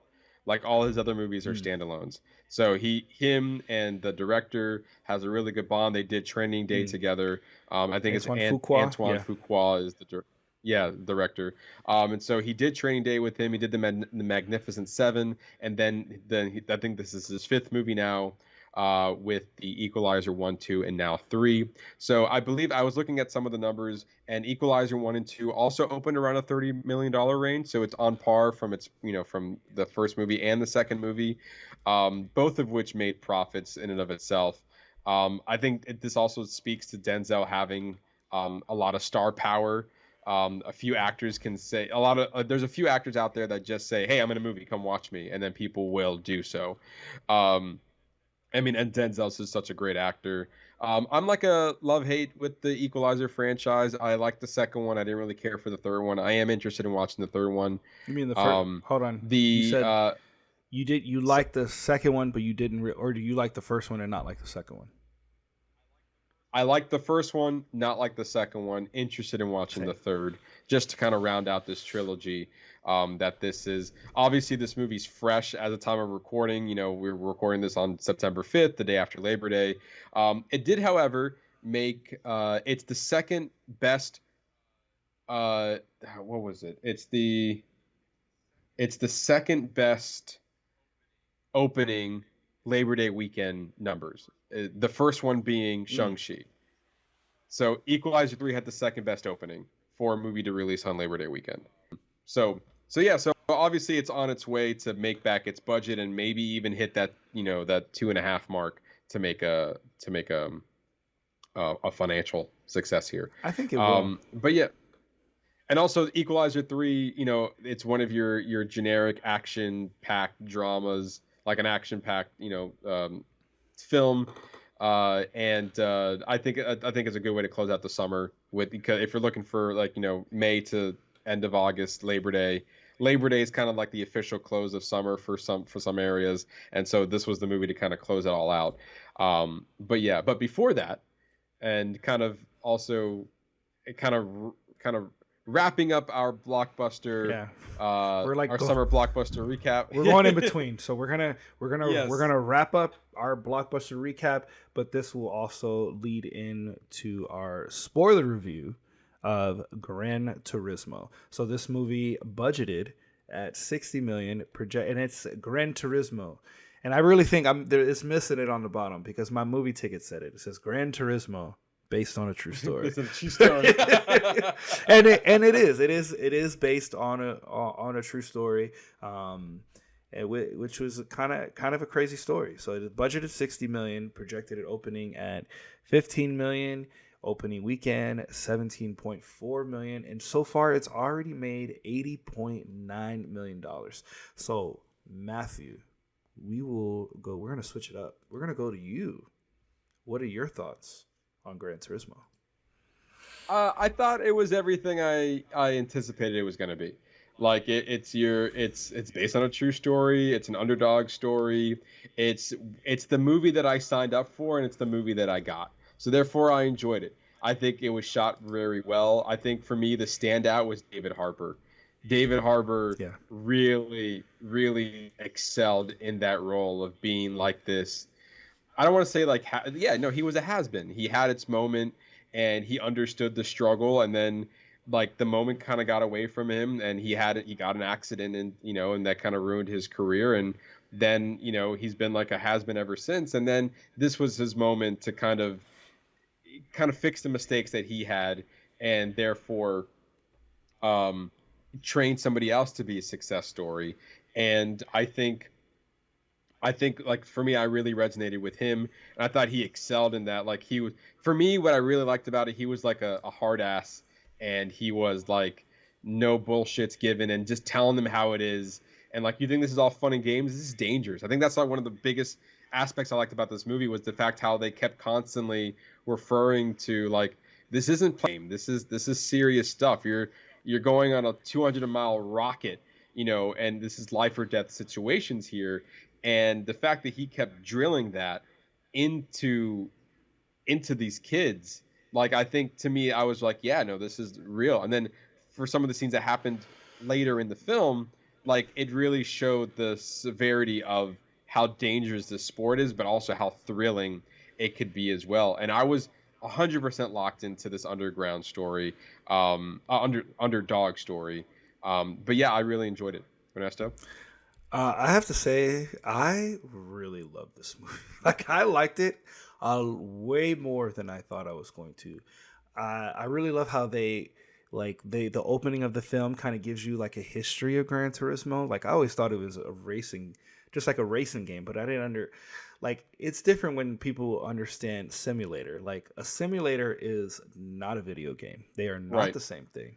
Like to understand that there was that much detail for the realism for what Gran Turismo needs to or can be or should be. Like, if you buy all the equipment that comes with it, like, then yeah, you can, I guess it is possible for you to learn to become a racer. And I love that they gave the appreciation to the game right at the beginning of the movie. And then, but they also use that as part of their storytelling.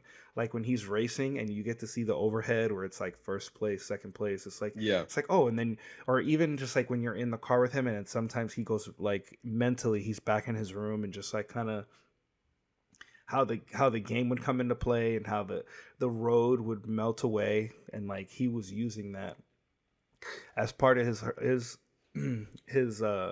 story. But like, the way that they did it, they just kept referencing in the game in a way that made it natural as part of the storytelling for the movie, which I really enjoyed. And you made a good point, like David Harbour. I think he's a standout, and I think him paired with Archie Maddox.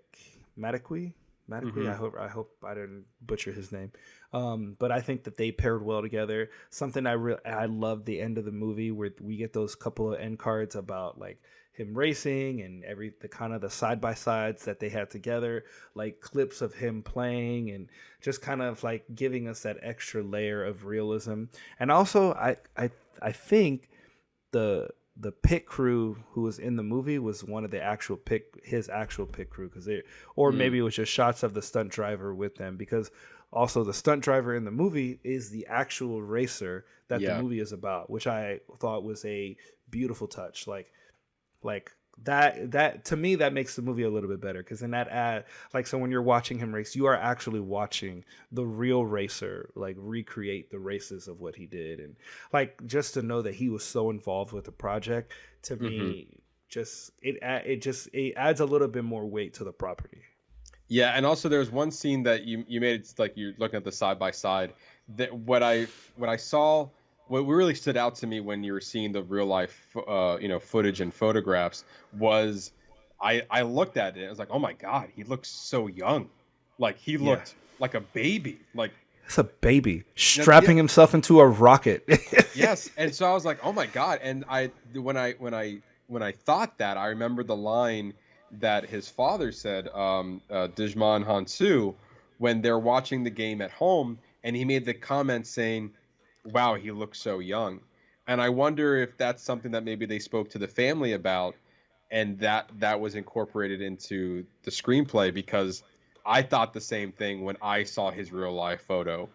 And that was after watching the movie, obviously, but yeah, I was like, no, I understand that why he said that, because in real life, holy shit, he looked really, really young. But with that, yeah, I do really appreciate that. It did look like that they were involved with the project, and it looks like they treated it really well. I saw a couple, going back to your comment about like you're getting inside the mind of the gamer, and you saw some of the elements that would be in the game, especially when he's trying to focus. He focuses on doing better and racing, and especially when he was invading the police. It at times, and I did read this, and I feel like maybe 10% of me feels this way, and is the fact that it felt like a little bit of a gimmick, more of an advertisement for the game. It felt at times it felt like we were advertising the game than we were telling the story, and I can agree with that to an extent, because the game is the story. So the fact that you had those scenes, I wouldn't see it as advertisement. I would just be like, this is the approach we are telling that story because it's important to the story, because that's what the story's about. He played a simulator and then he did it in real life. You can't ignore the fact of the game in this story because it's part of it. And obviously we're getting that because that's how he processes it. That's how that's part of his story, is how the game helped him become a racer. So obviously he will see himself he's going to visualize himself in the game. Like, to me, that just makes sense. It's thought process wise. So, I mean, I get that, but the name of the movie, like you said, the name of the movie is called Gran Turismo. So we do need to get some showcasing for the movie. I mean, for the game itself. And I loved how personable it was. Like, you get like the side story with him and his dad, and also David Harbour, and like kind of how it all came together. Like, it was just a really well put together movie. And like, I went into it thinking I was going to like it, but I enjoyed it way more than I thought I was going to.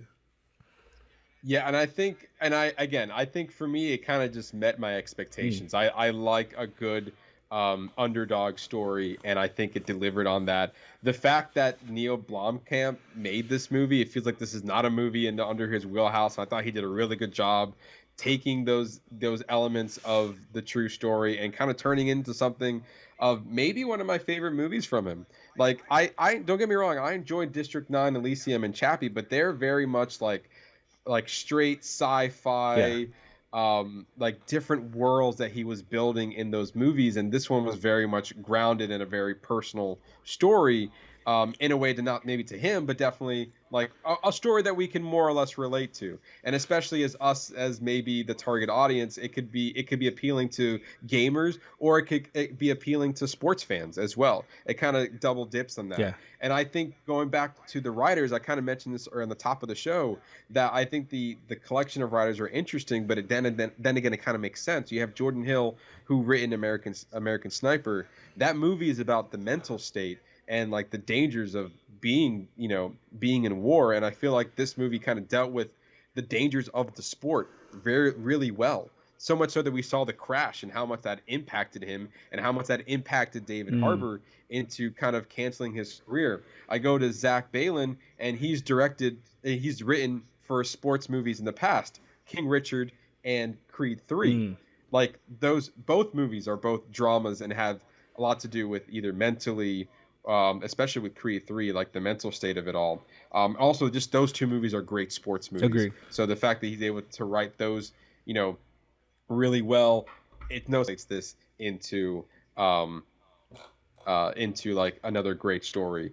Alex Tissi, a little bit of a wild card there. He wrote he got story by credit. So story by means a lot of different things, but it could also mean that maybe he provided an outline, but they went in a different direction from his outline. So maybe parts of the story that he wanted or he wrote ended up in the movie, but the two screenplays are credited to Jonah Hill and Zach Balan. So that made me more sense. Maybe some ideas that he wrote.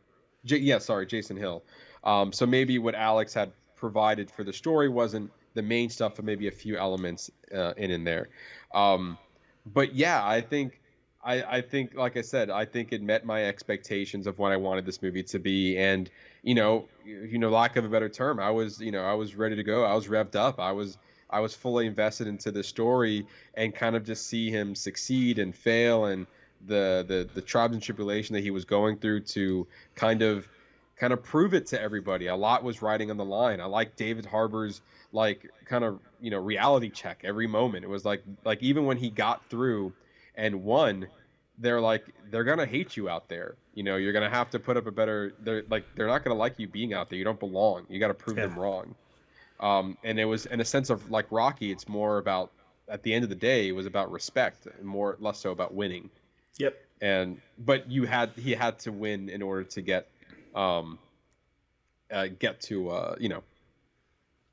he had to win in order to earn the respect, or at least look like he had some balls in the race, and actually, as they said, you got to commit to your turns, or else something bad could happen.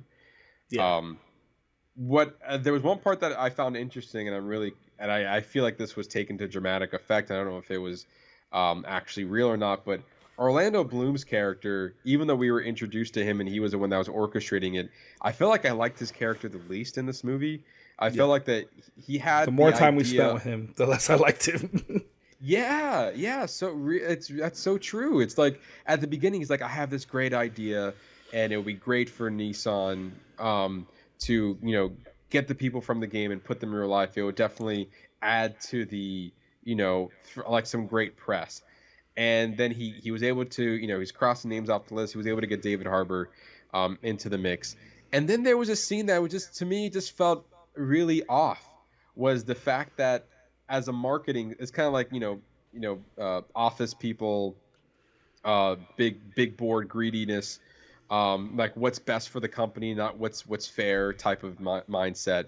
And Orlando Bloom was like, hey, he won by a fraction of a second when they went to like the final rounds during the trial period. The and GTA he's like, Academy, at the GTA Academy, and he was like, yeah, he won by a fraction of the second, but is this the guy we really want to represent us? The other guy, I believe his name was Matty. He knows his stuff. He's great in front of the camera, and he's just as good. And no bullshits. David Harbour was like, you can go fuck off with all that, because this guy won. Yeah, exactly. So I don't know. I feel like for me that scene was like, it felt a little out of place. It felt a little off-putting to me. I was like, oh, okay. Like, I agree with you, and I think that maybe and I'm gonna attribute that because we didn't really get a lot of his backstory. So maybe his position was unrepresented. Still, what he did was wrong, and I'm assuming that he was coming from the perspective of, I don't care who wins, I just want who's going to make this program successful. That's where it kind of seems like he was coming from, the aspect of like, what's going to make this program successful so that we can do more. And if we can do more, if I have somebody who's going to be able to go out there and be able to talk and do all these different things, like it's going to be harder. It's going to be more work for me to have to deal with him, but he needs to understand that he won. Like it's not like he kind of won, like he won by a fraction of a second, but he was that much better than him. So like, if we want him to be respected, like this is who we need to pick. Because if Maddie had gone through those trials, we may not even be talking about this movie right now. Like that guy might have fizzled out, or he may have surpassed it. I mean, we don't know. But the point is that like, he didn't win that race, so it was not his turn. Yeah, absolutely. I mean, that was just fair. And obviously he looks like he got his moment to shine when they did the Le Mans. So they kind of brought that story back around in a good fashion as well. Another highlight of the movie for me was the fact that when he got injured, when he, under a tragic accident, he ended up killing a spectator. Well, he didn't kill anybody, but within the accident, the spectator got, died because of the accident that happened, like the freak accident. And I really enjoyed the moments where the movie kind of surprised me, because this could have easily just been like just focusing on the driver and that situation. And again, I don't know if this moment actually happened in real life. I'm assuming it did, because I felt like it was a pivotal point in the turning point between the Act 2 and Act 3.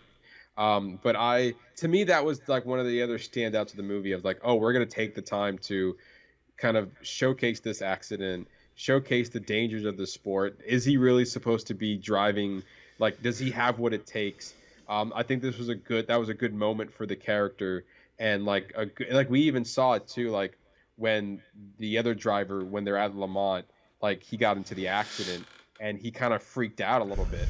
And I was like, and he started slowing down, and then he had to remind himself, was like, no, I got to get back into this. This is part of the race. This is what makes it thrilling. What makes it, the crashes happen.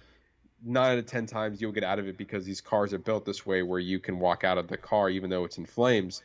But yeah, I think, showcasing the kind of like that freak accident and the spectator dying, I think that was a pretty big moment for me. Like, okay, you know what? This movie is doing more than what I expected. And not only did this movie promote like Gran Turismo and kind of what happened to him, but it also made me appreciate and respect racing a little bit more. Like really understanding. I felt like I got, and even more so than Ford v Ferrari or some of these other racing movies, I felt like I've really got a general understanding for just like for this level of racing. And like what it really takes to be a racer in these scenarios. That it's, you know, like NASCAR, like it's more, it seemed like this showed me that this is more of just like going fast and making a left turn, like really understanding the semantics and some of the little nitty gritty things that go on within the race.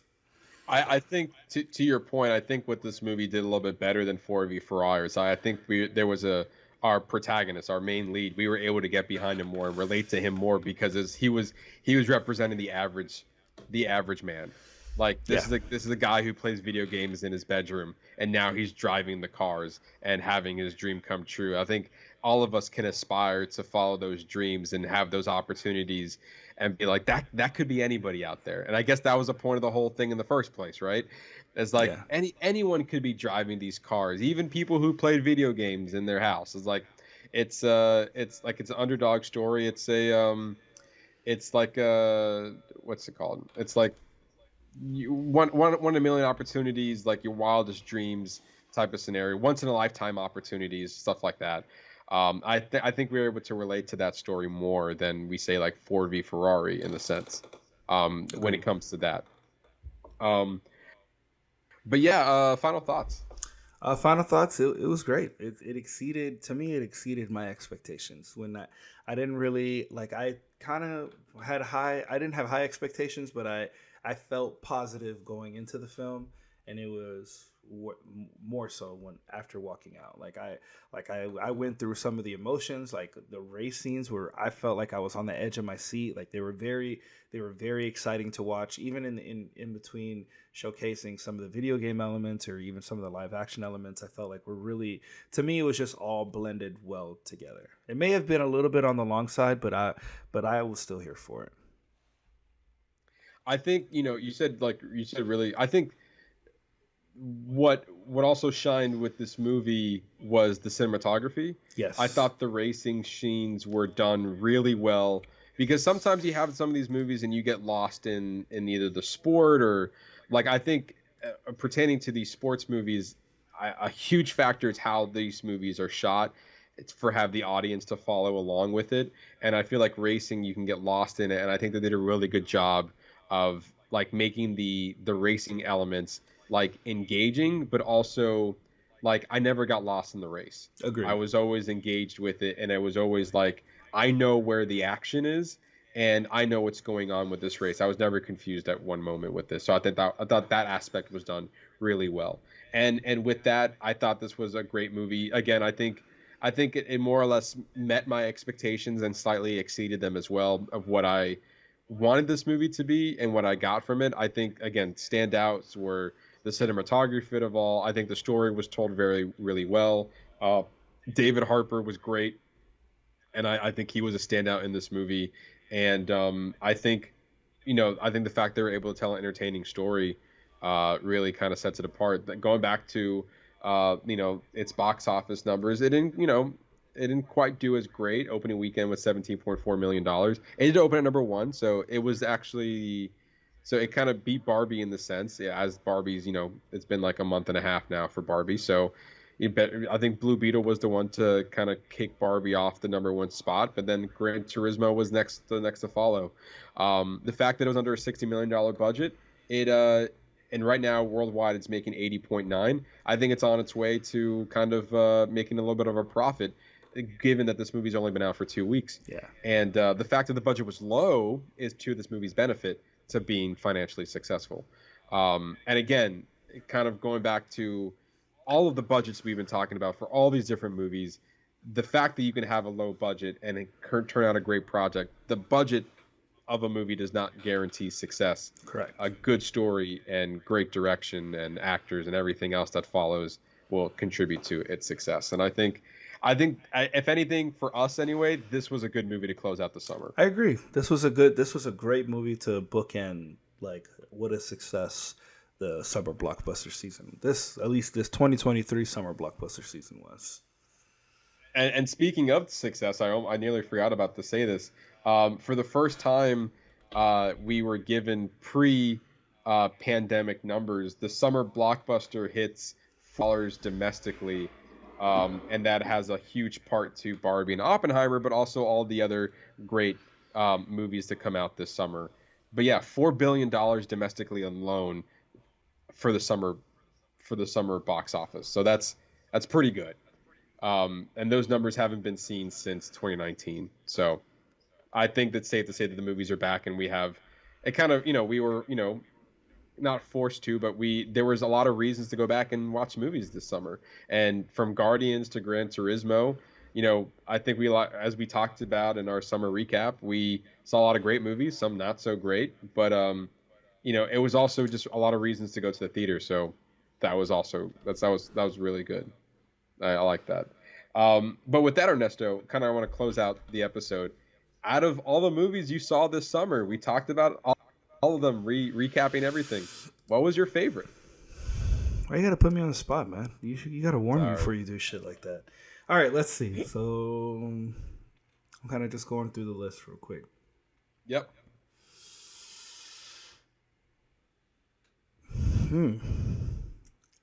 I'm either gonna go Guardians 3. I'm gonna give you my top 3. How about that? Fair enough. Yeah, I'll take that.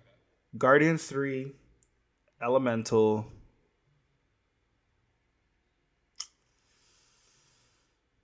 and Oppenheimer. Oh wow! Okay. Not in any. I didn't give it to you in any specific order. So that's not 1, 2, or 3. Those are just my top. Those are my top 3.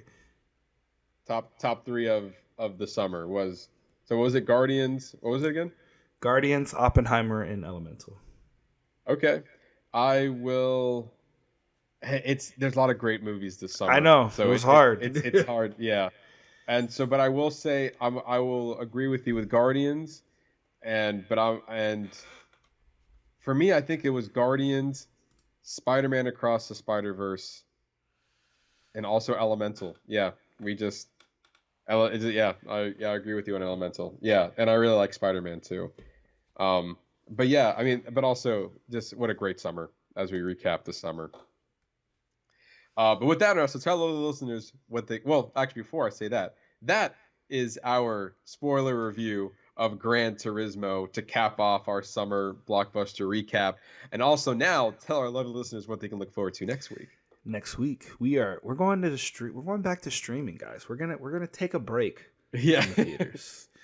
So next week we are gonna be reviewing Netflix's They Clone Tyrone, starring John Boyega, Jamie Foxx. I've heard nothing but great things about this, so I'm really excited to dive into this one. Looking forward to watch this one. Yeah. To your point, it's been it's been a while since we've talked about a streaming movie because of all these monster hits that have been coming out in the theaters that we wanted to catch. So I'm happy to go back to streaming, and I feel like this is one of those movies that I saw a lot of positive buzz around it, but we were just busy catching up with what was happening in the box office. Yeah. So now we're kind of revisiting this one because I think this came out in like end of July, if I'm not mistaken. So yeah, I'm happy to be going back and revisiting see what everyone was talking about with this movie. So I look forward to having that conversation with you next week. And if you want more from us, you can always follow us on our social media channels on Instagram at boxoffice_bingers, our Facebook, Threads, TikTok, and YouTube page at Box Office Bingers. Going back to our YouTube channel, again, look at our lovely faces, look at our lovely graphics. It's all there for you on our YouTube channel. You can also find us on our X page at Box Office Binger without the S. We'd like to thank each and every one of you for listening to us. Just talk about movies and have fun doing it. Come back next week for more movie fun. You're not going to regret it. And for that, I've been your host, Matt Diaz. Been Ernesto Santos. See ya.